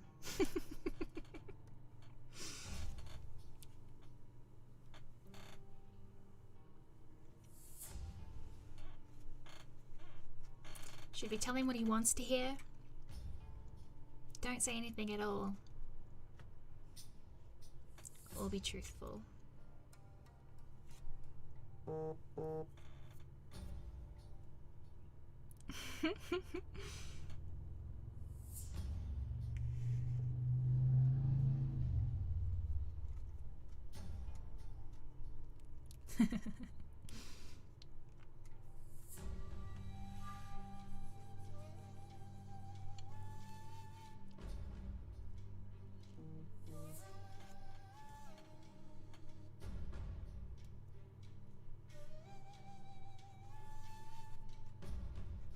Ooh, can't promise. I'm sorry, Leon. I can't promise you that. I know, Micah. You forget how well I know you. Once you find something interesting, you'll chase it down until you understand everything about it. Something like that, yeah. There's something about this place that I just have to see. They laughed awkwardly. The building tension between them melting away. Leon made no move to leave. Instead, he closed his eyes and inhaled slowly and deeply, before exhaling as he opened his eyes. Leon. Shush. What? I have something to give you. And I need to apologize for taking it. I was trying to protect you, but I see now it's fruitless. He's so serious, it's a bit spooky. Just what's going on here? Out of his briefcase, he pulled a clasped paper document envelope. A legal envelope? With uncertain hands, Leon pushed the envelope towards Micah across the table. His eyes never left Micah, his anxiety visibly building the closer he pushed the envelope. I can't honestly remember what I did for Say Nothing. But if you promise,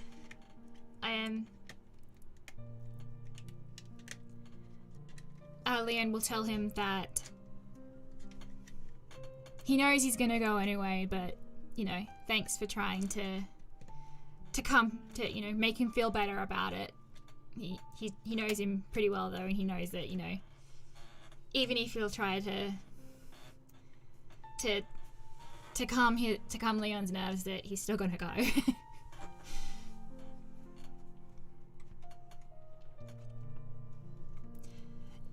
Most of the choices will just give a slight variation on what's actually said and be more in line with the early point system.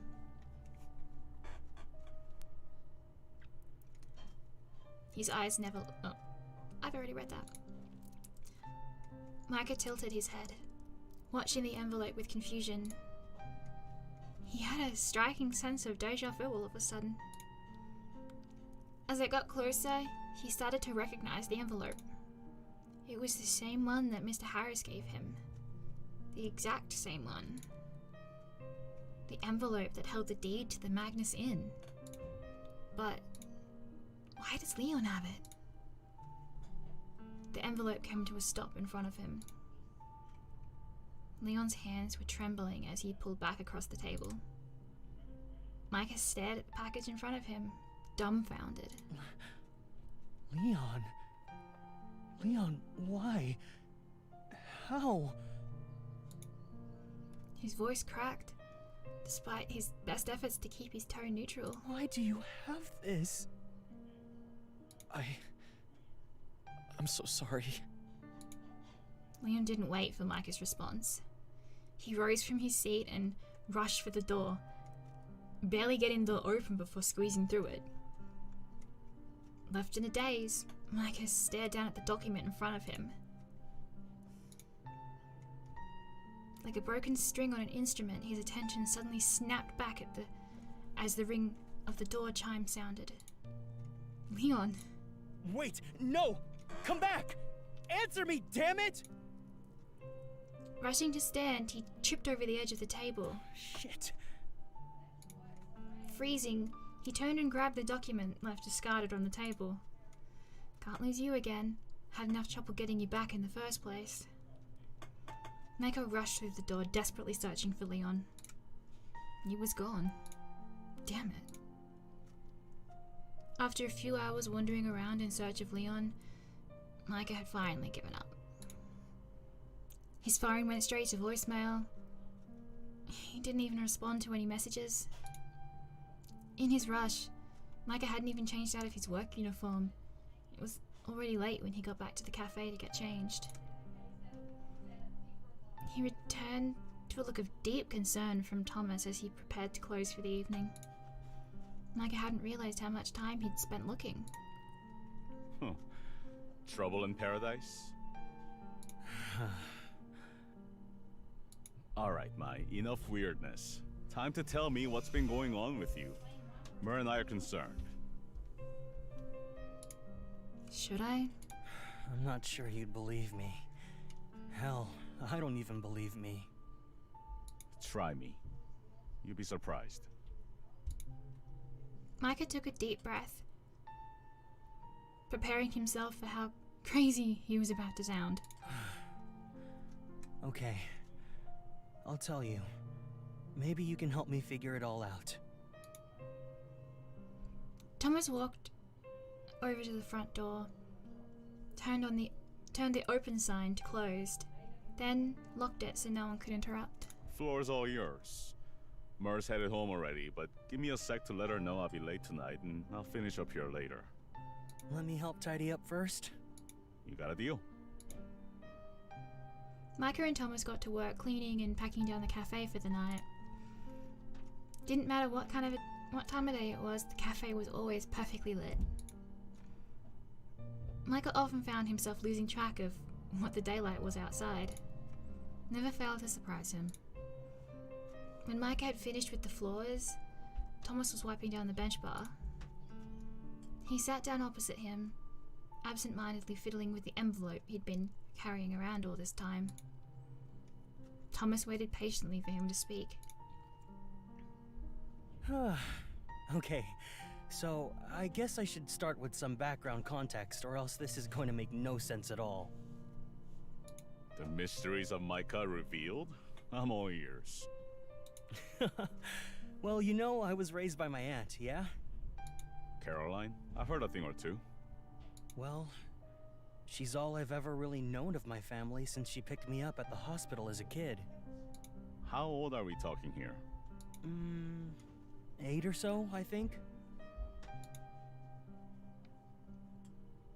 Thomas made a face that could only be read as, "You poor thing."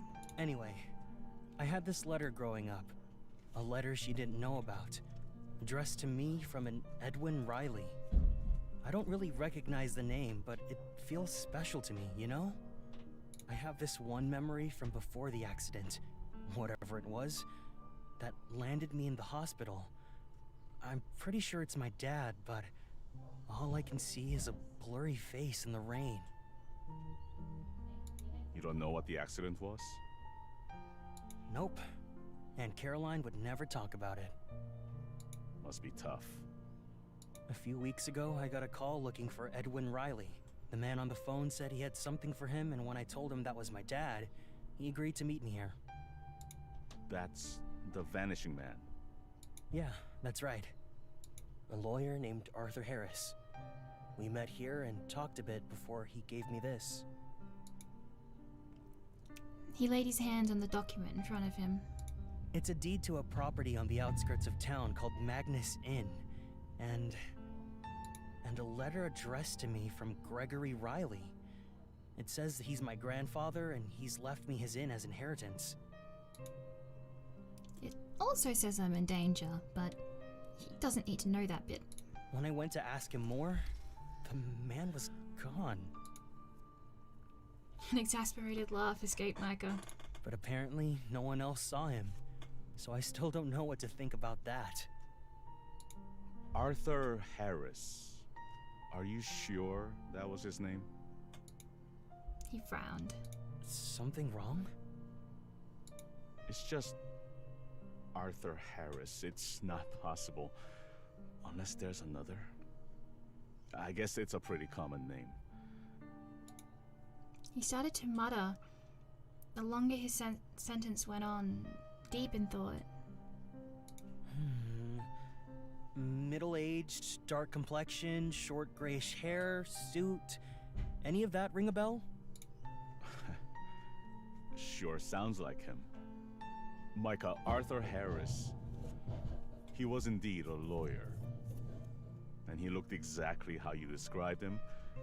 Well, he died 15 years ago. What? But... Micah's head was spinning. He was my godfather. Great man. A little weird. And he did know a Gregory Riley. They were great friends, in fact. He stayed often at the establishment Gregory owned, although I never knew where it was. But that's... Not possible. I did say you looked like you had seen a ghost. Micah went pale, all the blood draining from his face. A ghost? But he gave me this. This is real.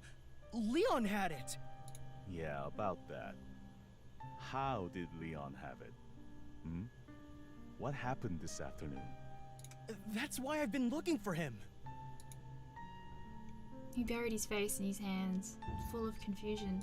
The first and last time I saw it was the same day it was given to me. But then I collapsed and I lost track of it. You gave me back the letter, but the deed was gone. The letter was on the table you were at when Leon left with you. But there was nothing else. Maybe he picked up the deed? He said there was nothing there, though. Why would he lie?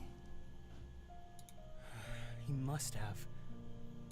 Well, as I see it, there's only one thing to do. Find Leon? Go to Magnus. Micah looked up in shock.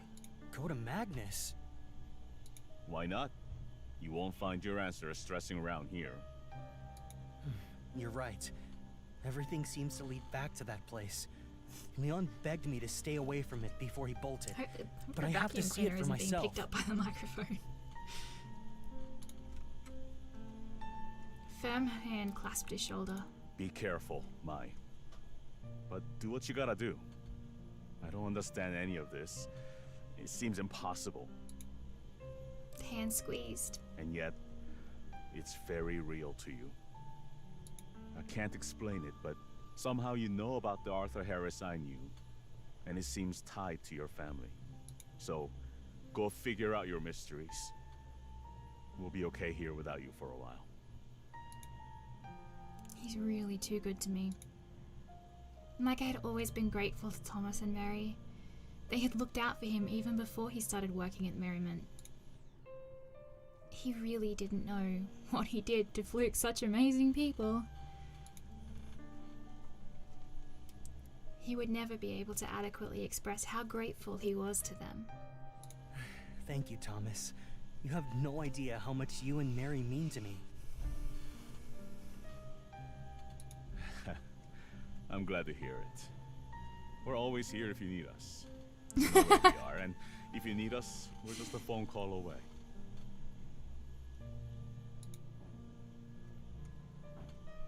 The hand moved from his shoulder to the top of his head before enthusiastically ruffling his hair. Micah laughed in an attempt to escape the hand, but it was no use. Can I help finish close up? I feel terrible for keeping you here so late with my problems. It's all good, Mai. You run on home and get yourself sorted. I'd wager you have an experience waiting for you tomorrow. Right. Well, thank you, Thomas, for everything. Good night, Micah. Night. As Micah collapsed on his bed, he pulled out his phone and stared at the screen. Still no reply from Leon. Absolutely nothing. Micah sighed and dropped his phone back on the bed next to him. He hadn't had a return of the nightmare from the previous night, but maybe that was just his pure exhaustion and a lack of ghost stories.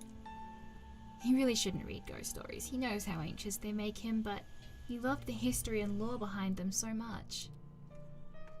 He didn't know why ghosts in particular made him so nervous. He had never had a reason to be afraid of them. That he remembered, anyway. He had done all he could for now. Tomorrow would be interesting. Just what would he find?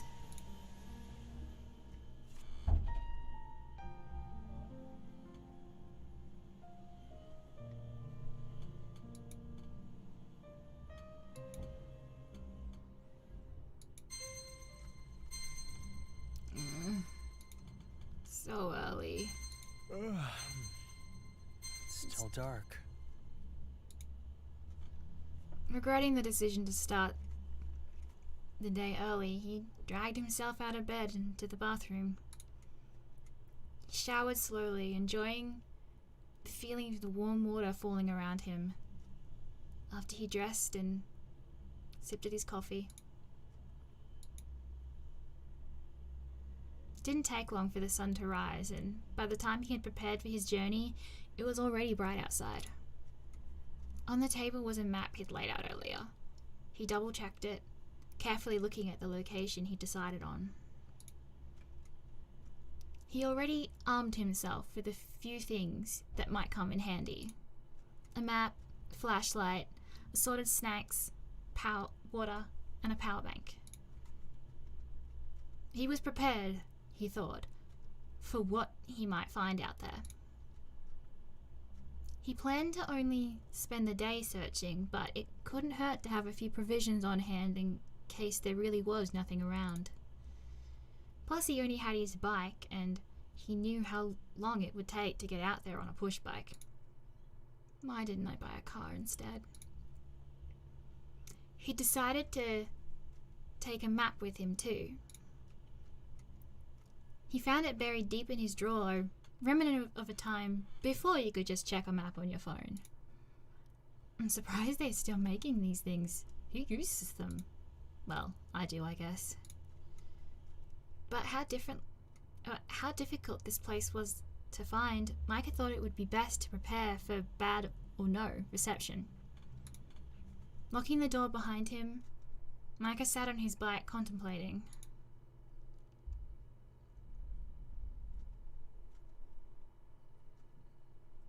This is a good idea, right? What's the worst that could happen?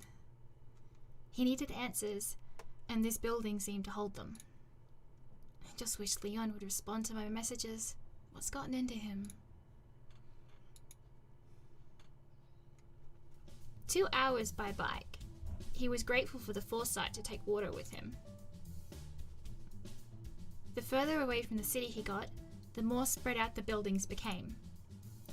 He expected sweeping farmland or something, but instead the tree line just got closer and denser the further out he went. The city didn't have nearly this much greenery. He had never been out this way before. He wondered why. It was still a city, but greener, the buildings were older. He liked it a lot. It looked different, yes, but more than that, it felt different. It felt like it had a soul of its own. Time seemed to pass quicker with the scenery. He took note of the buildings close to his location, just in case he needed to come back here for anything.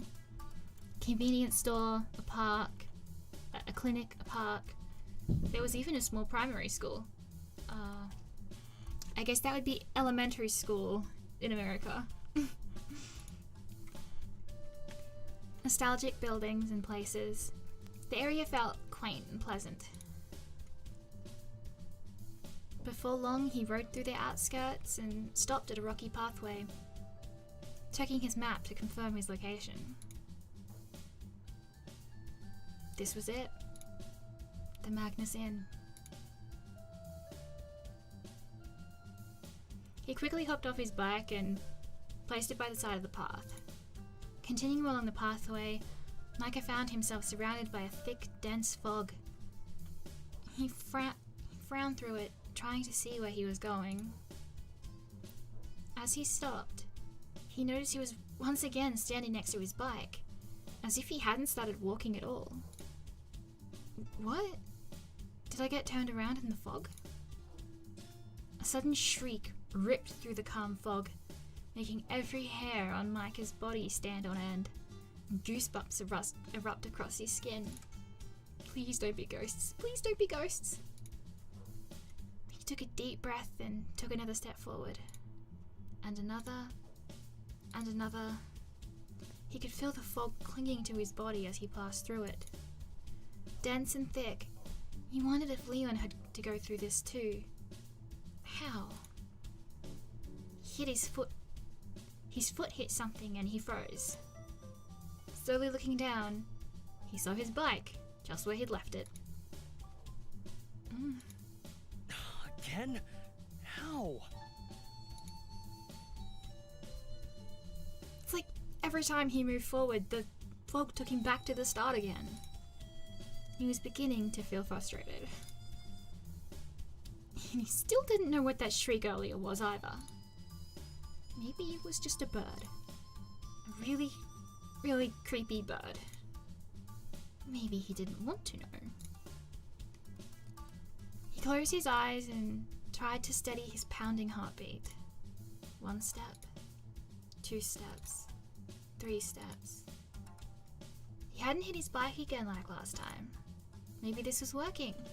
Maybe now he'd find the way through the fog. On his 4th step, he started to hear the gentle trickle of water, something he hadn't heard before. Then his foot once again hit something hard, but this time it didn't feel like his bike. He dared to open his eyes. Stairs. Huh. I guess that worked. He attempted to peer through the slightly thinning fog to see where the stairs could be leading to. His attention, however, fell firmly on the foot of what could only be a tree. A cat, sitting majestically on the top step, expertly carved.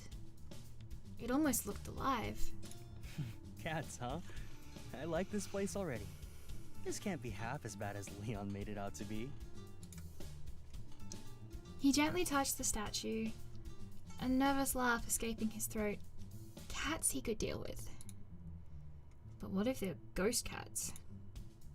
He shook his head, getting that stupid thought out of his mind. He turned his attention back to the statue. It felt slightly warm. Interesting. Are you some kind of shrine kitty? The guardian of the entrance, maybe? You're doing a great job keeping it hidden. Trust me. His mind was racing. He loved this kind of thing. But he had almost forgotten why he was even here, or his fear of the mysterious fog in his eagerness to explore more. One thing he had always loved was history, and this place looks like it had loads of it. What was his fog? What was his cat? Where does the river go? What's beyond the river? Question after question raced through Micah's mind.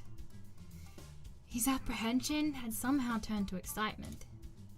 He rubbed his chin and thought, if you're a shrine marker or guardian, maybe you need some kind of offering. But what? Do I have anything I could offer? Micah felt his pockets. What did he bring? His hand landed on the sketchbook he always carried with him. I wonder if this would work. He sat down on the step in front of the little statue and analyzed the figure meticulously. It's been a while since I drew something like this. Line after careful line, a tiny image of a cat formed under his pen strokes. He smiled to himself. Hey, it's cute. What do you think, kitty? He turned the book around to show the statue. Why am I talking to it? I probably sound crazy right now. At least no one else seems to be around. What do you think? Will this suffice for an offering to the great cat shrine? He smiled as he carefully tore the page out of his little book, folded it neatly, and set it under the vase that was next to the cat. Didn't notice that until now. But does someone frequent here? The flowers look fresh, unless they're fake. Oh, that should be in italics, it's a thought. Oh my god.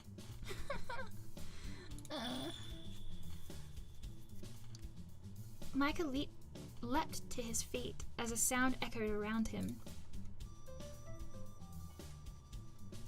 His eyes widened as he watched the fog clear before his very eyes. No way.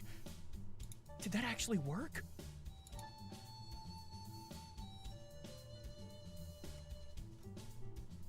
An enormously large building sat nestled in a sea of green, and a bamboo bridge led across the stream to the opening in front of the building. How gorgeous is this background, though? Man, view is so amazing. It was a breathtaking sight. He felt like he was in another world, like stepping into a fairy tale. Leon said this building didn't like him, but once the fog passed, he felt something incredibly inviting. The bell again. Closer this time. Where is that coming from? He took one last glance at the figure of the cat. He honestly found it very cool. It was rare to see things like this now. Most places like this had been bulldozed to make ways for more modern facilities. As he brought his attention back to the bridge, he was surprised to find a sleek black feline sitting in the middle, its keen eyes watching him curiously. Oh, hello there. He slowly knelt on the step, careful not to frighten it. Are you the one with the bell? Slowly, Micah stretched out his hand to get close to the animal, careful not to frighten it. It's okay. I won't hurt you. I promise. I just want to pat you. Please let me pat you. Creeping ever closer, the feline was finally close enough to touch. Here, kitty. That's right. Over here. Phone call. His breath caught as the slow creep towards him ended in a final pounce. Joy spread through him as he scratched under the feline's chin. Oh, such a good kitty. Yes, you are. Enthusiasm was all that could describe the cat's response to him. It excitedly purred and affectionately head-butted his hand every time it lifted from Micah's... What? Every time it lifted from Micah's fingers. Left its furry, silky fur. Okay. Okay, I think we can expect an update in the future.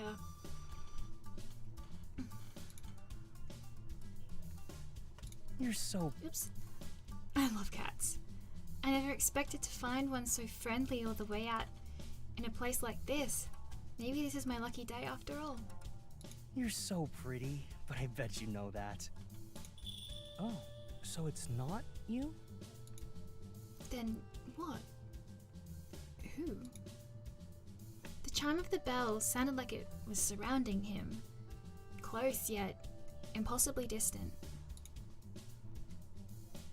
The kind of sound that could be a threat. And yet, he felt no malice. No force of any kind. Instead, it sounded... annoyed? Hey, where'd you go? Damn, the bell must have scared it off. He stood from his kneeling position, brushing off his pants. I wonder where it went. He was kind of disappointed it ran away, honestly. No wonder Leon felt unwelcome here. With cats guarding the place, it's misery central for him. He checked his phone out of habit, but wasn't surprised. No signal. Yeah, thought as much. Carefully, he took gentle steps across the bridge, watching the slow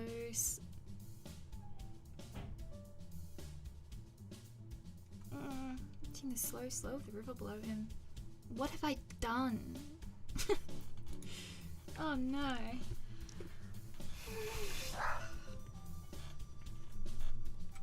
As he approached the building, he was surprised to find it looked even more beautiful from close.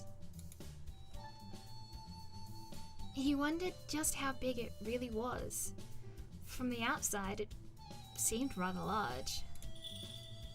Again. It sounded like it was directly in front of him now. Was it trying to lead him somewhere? He stood at the doorway, biting his lips as he thought on what to do. Is it dangerous? Maybe, but I've come all this way already. But was he sure?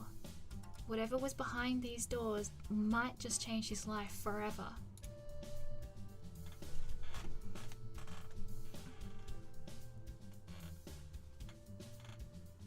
go inside or back away.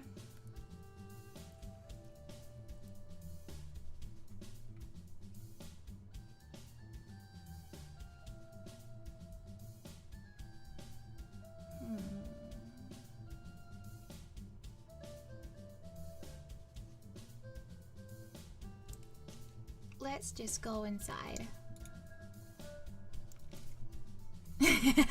Yay. He took a deep breath. Ghost cats or not, no chickening out now. He took a step forward. All right, let's do this.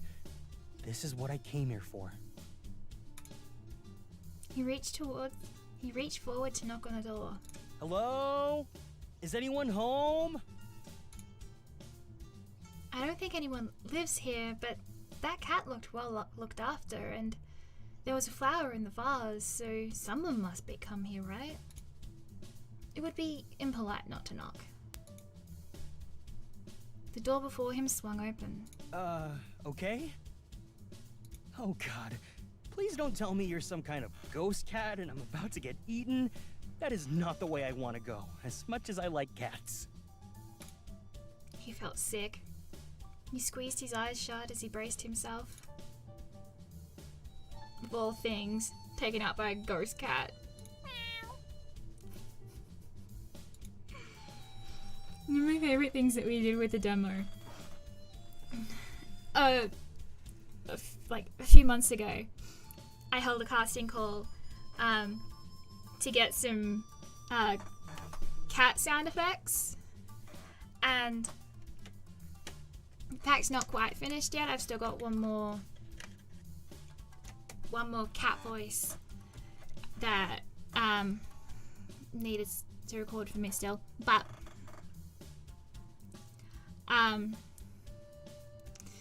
we had Marianne Bray and Kat Noel and Kira Buckland, who have all provided cat sound effects as part of his pack, and I've used them throughout the game for the different cats that are scattered throughout.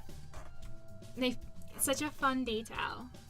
I love hearing the little meows and the purrs that the cats do throughout this end part of the game here. Huh?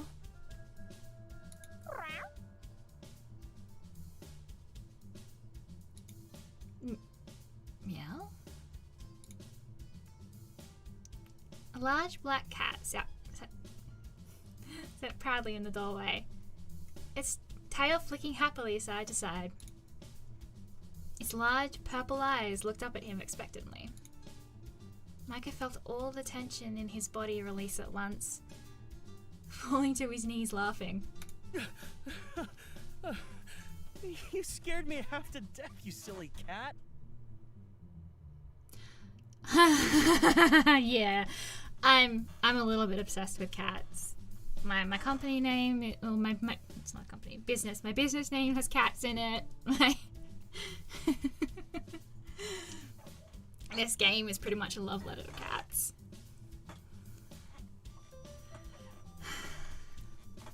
They're my favorite thing ever. We've finally come out of lockdown here. We've been in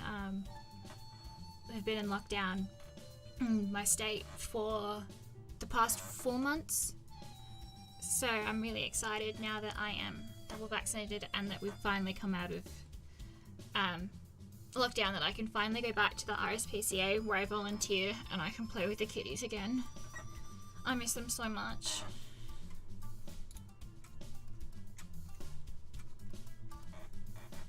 Because I don't have one. I'm not allowed to get another cat, and it brings me much misery. The cat strutted over towards him, stepping up onto his lap and licking his forehead.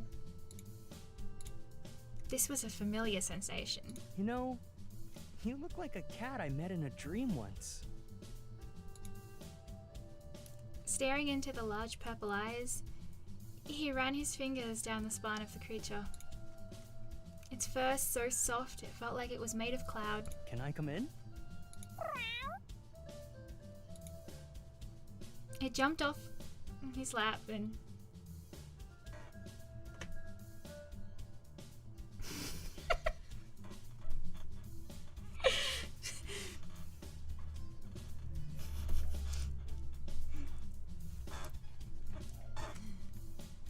and walked back inside the building, stopping to look back at him as if waiting for him to follow. Do you want me to follow you?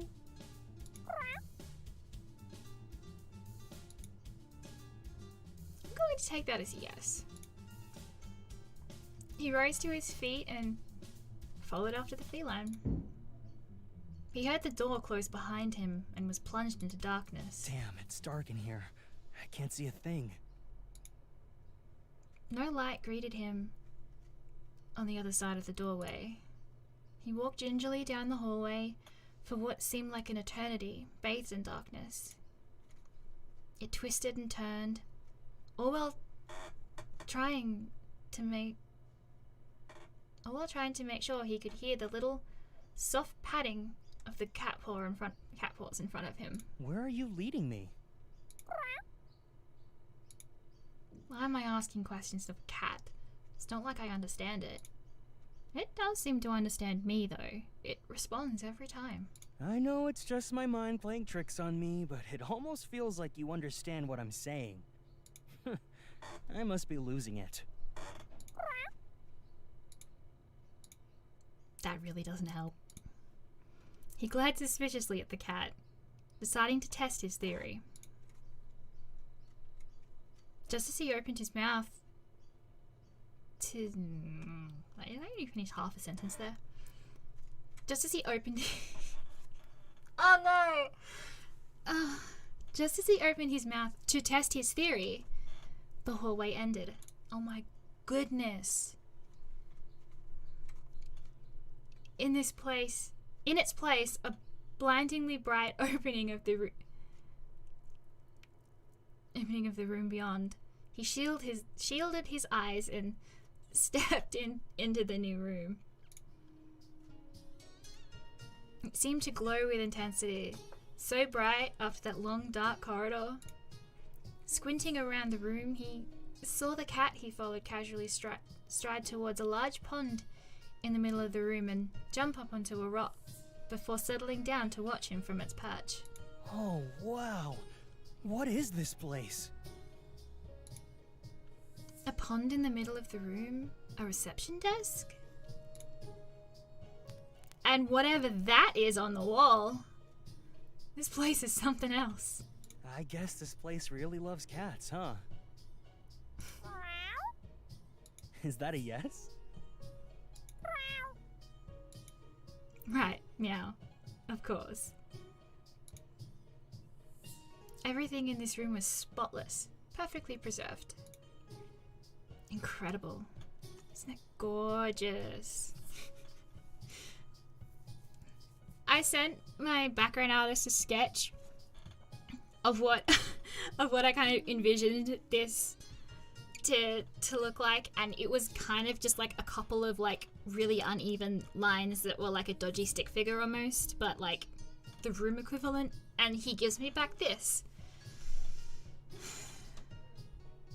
Artist, man. Incredible. Does someone live here?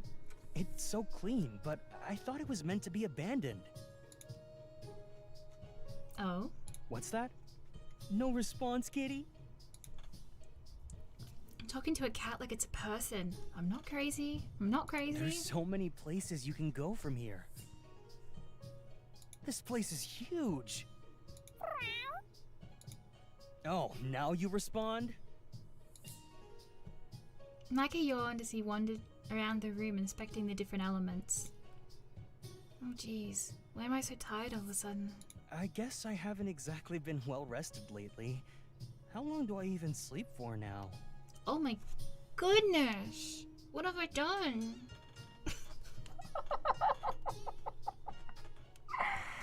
Oh no!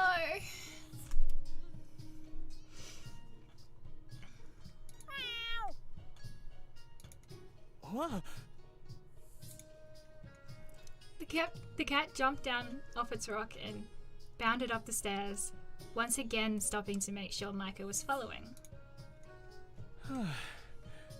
Alright, I guess I'll follow you then. You do seem to know your way around. He climbed the stairs after the cat, chasing after its dark shadow. The mural looked impossibly large from here. But more than that, it felt as if he reached out and touched it. It would ripple like droplets in still water. He reached out, enthralled. Hey! What the hell? It attacked me! The hair was raised along the spine of the cat, and its tail fluffed to a ridiculous degree. Okay, note to self, don't touch the picture. Alright, I'm sorry. I won't touch it. Promise. The fur slowly flattened once more, and the threatening growl dulled. Micah rubbed his wrist. Damn, I've seen cats with quick reflexes before, but that was insane. It's only a small scratch, but I'll have to make sure it doesn't get infected or something. Who knows where this cat has been? The cat continued up the stairs, back to normal. Another winding path later, and finally came to a stop in front of an elaborately decorated sliding door. You want it open? Alright then. I hope this doesn't belong to someone. Prepared this time for the potential of yet another blinding light, Micah made to shield his eyes as he cautiously slid open the door. But he didn't need to. This room was shrouded in darkness. As Micah followed, a delicate scent began to fill the space, and a tiny flickering light came to life in the middle of the room. Only me finding all the typos that I missed when I was testing. Sad face.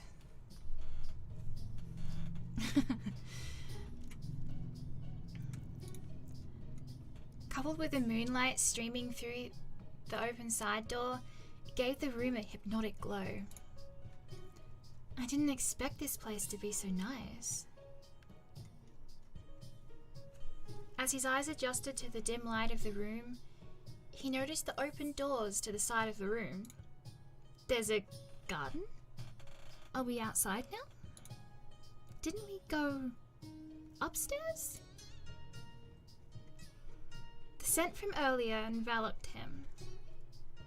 Despite having never been in this building before, let alone this room, he felt so comfortable. The longer he spent smelling that scent, the more relaxed he got. This smell. Honey?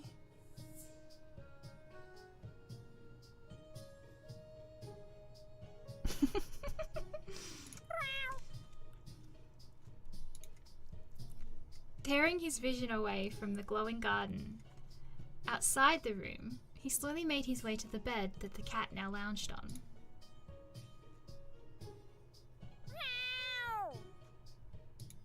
This cat. Alright. Bossy little thing, aren't you?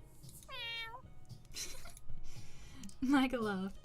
Talking to the cat had gone from bizarre to oddly comforting. He doesn't talk to their pets. His hand finally felt soft fabric. He sat down slowly, wary of the room he was in, even as he surrendered to its comfort. Oh, damn. This is comfy. You know, kitty, I just might never leave this place. It sounded excited. That was a bit disconcerting. Lost in thought about the comfort of the bed, Micah jumped when a small tickle touched his scratched wrist. whiskers. Oh, it's just a little scratch. It's okay. It's my fault anyway. It nudged his arm affectionately, purring loudly as it did so. Guess it feels bad, which is a ridiculous notion. But wasn't today full of entirely ridiculous notions? Micah yawned again, worn down from his travel. Oh man, whatever's in that candle is making me so sleepy. The cat offered no response but a gentle lick to his wound. I guess it's probably fine if I just take a quick nap. Or are you gonna get tetanus? A quick nap, yeah. Removing his shoes and jacket, he laid down. A soft pressure on his chest soon followed. He was barely able to finish discarding his articles of clothing before his eyes closed and he knew no more. Oh, heavy. What is that?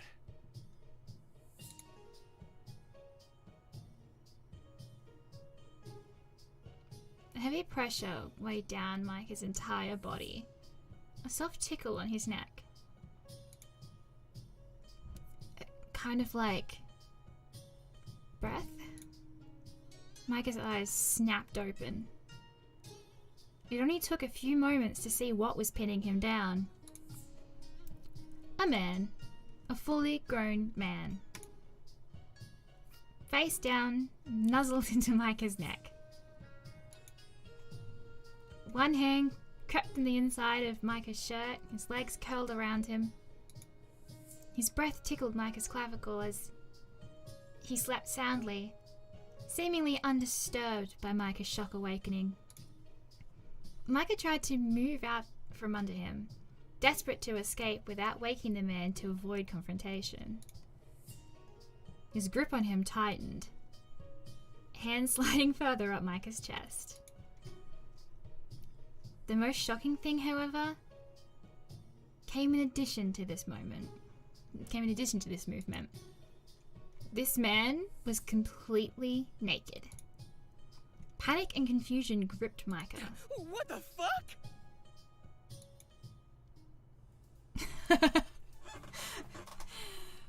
And we are done!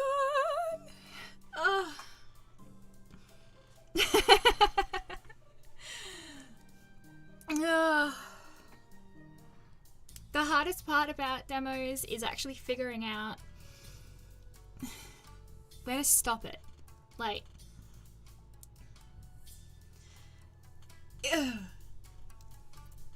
to tell enough of the story to be interesting, but also give a really interesting place to stop that makes people wanna see what happens next. When I got to that part, I was just like, this is absolutely where I... Wait, hold up a second.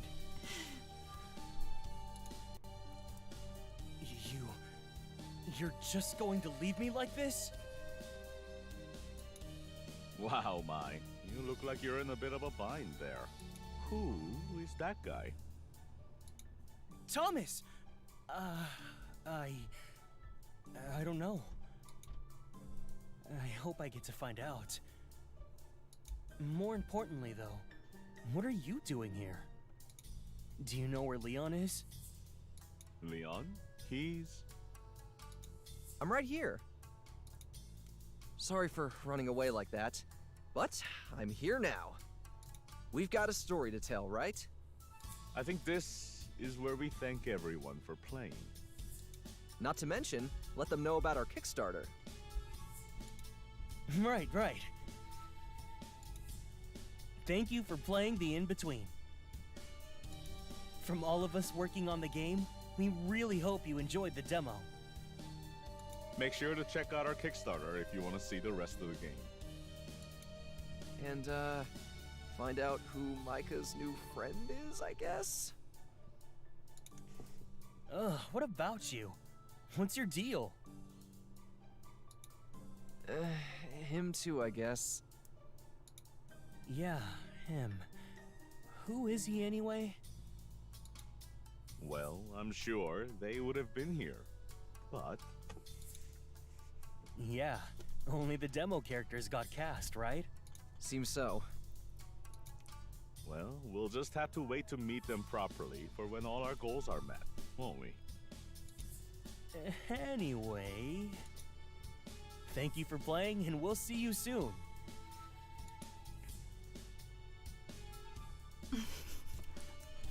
Shameless self-promotion at the end of the demo there.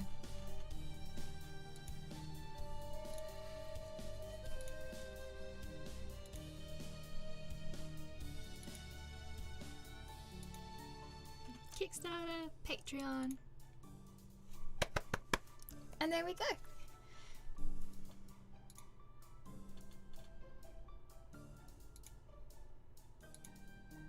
You can see all our amazing cast here.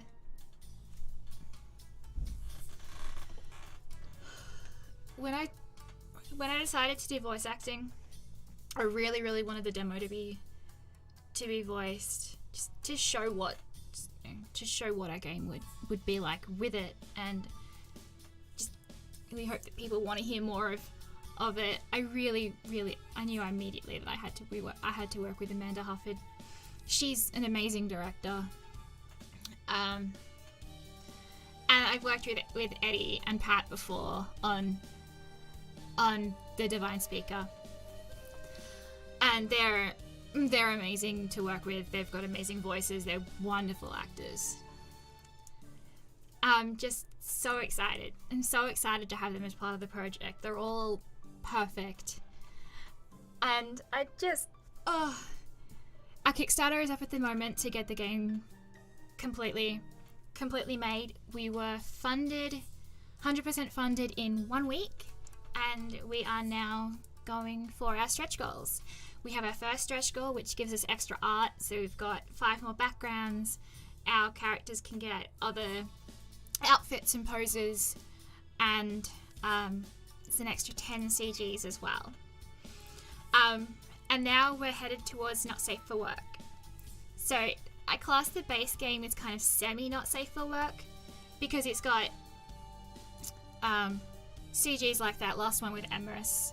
I've got a few scenes planned, which will be kind of casual nudity sort of thing, like, you know, a character showering or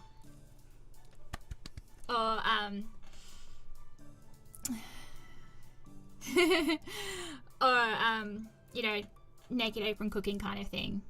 Part of Emerus's character is he just doesn't like clothes. He's a cat. What does he need clothes for?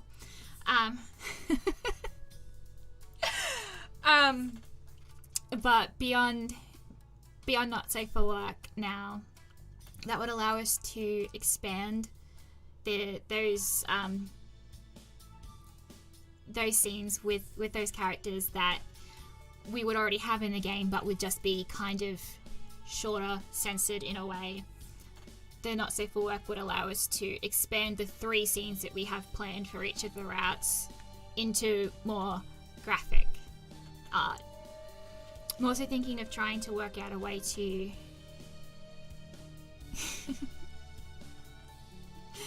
of trying to make a toggle as well, so that people can skip past that Not Safe for Work art for either streaming or if they just aren't interested in Not Safe for Work without missing any content. Other than beyond that, we've then got full voice acting, and then we've got our 4th route. Because I'm Australian, I live in Australia, where our campaign on Kickstarter has to be in AUD, so everything for me is so much more expensive because we only get 64 cents to $1. So I pay at least 40% extra on top of what the US figures would be. Our campaign is currently sitting at 23,421 Australian dollars. We need 25,000 to get the Not Safe for Work goal, 45,000 to get voice acting, and 61,500 to get our 4th route. So we have a long way to go on our Kickstarter still. We've got 26 days left. I'm really hoping that we can hit some of those other goals, but I'm already so amazed and just completely blown away by how supportive people have been already. This is our first game, really. We did a Yowie Jam in this year, Heart Agency, which is technically our first demo, but this, like, the in-between will be our first proper release, and I'm just so grateful for the support and trust we've already got from people, and I really hope people are as excited about this game as I am, and I'm really excited to bring it. We've got a 2023 release date for the game, but honestly it sounds far away, but it's already almost the end of 2021. It's gonna be here before we know it.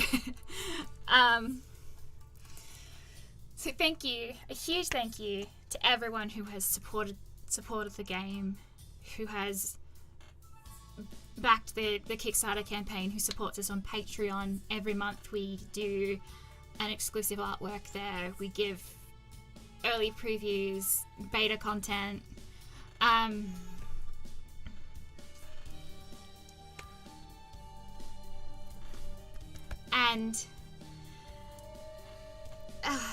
it's just I don't even have the words to explain how grateful I am for the support. Hopefully we can keep going, get more of our goals. I apparently have some updating to do on this text.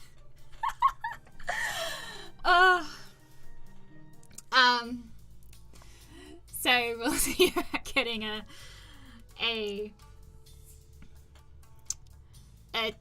edit up for our releases soon.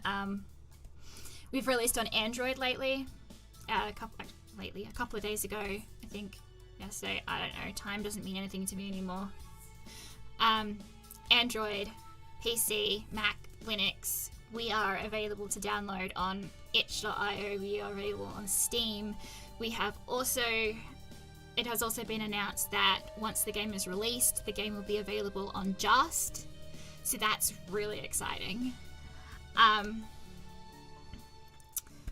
So thank you so much for joining me on stream and listening to me talk for 3 hours. That's too long. Yeah, go check out the Kickstarter. If you can't back, share the campaign. It helps us so much with visibility. And I hope you liked it. Thank you so much. And I will see you if I decide to come back with more games for other things. I want to play a bunch of Spooktober games. I still need to do Let's Plays of Wrong Number and Whitpop's other game for love interests get their own game. There's so much that I've missed while I've been developing. I've worked on a bunch of other jams throughout the year with Legend X, and that team is amazing. Forsaken Place, Delphine's Discoveries, and most recently our Spooktober When We Were Monsters. That was such an amazing team. Go check out that one. It's not a romance, but it's a great story, and it's so emotional, and the voice acting on it is also amazing. They made me cry while editing, so definitely check those out. There's so many amazing things out to play at the moment, and I just don't have time to record playing them all. So thank you for coming, and I will see you next time. Bye!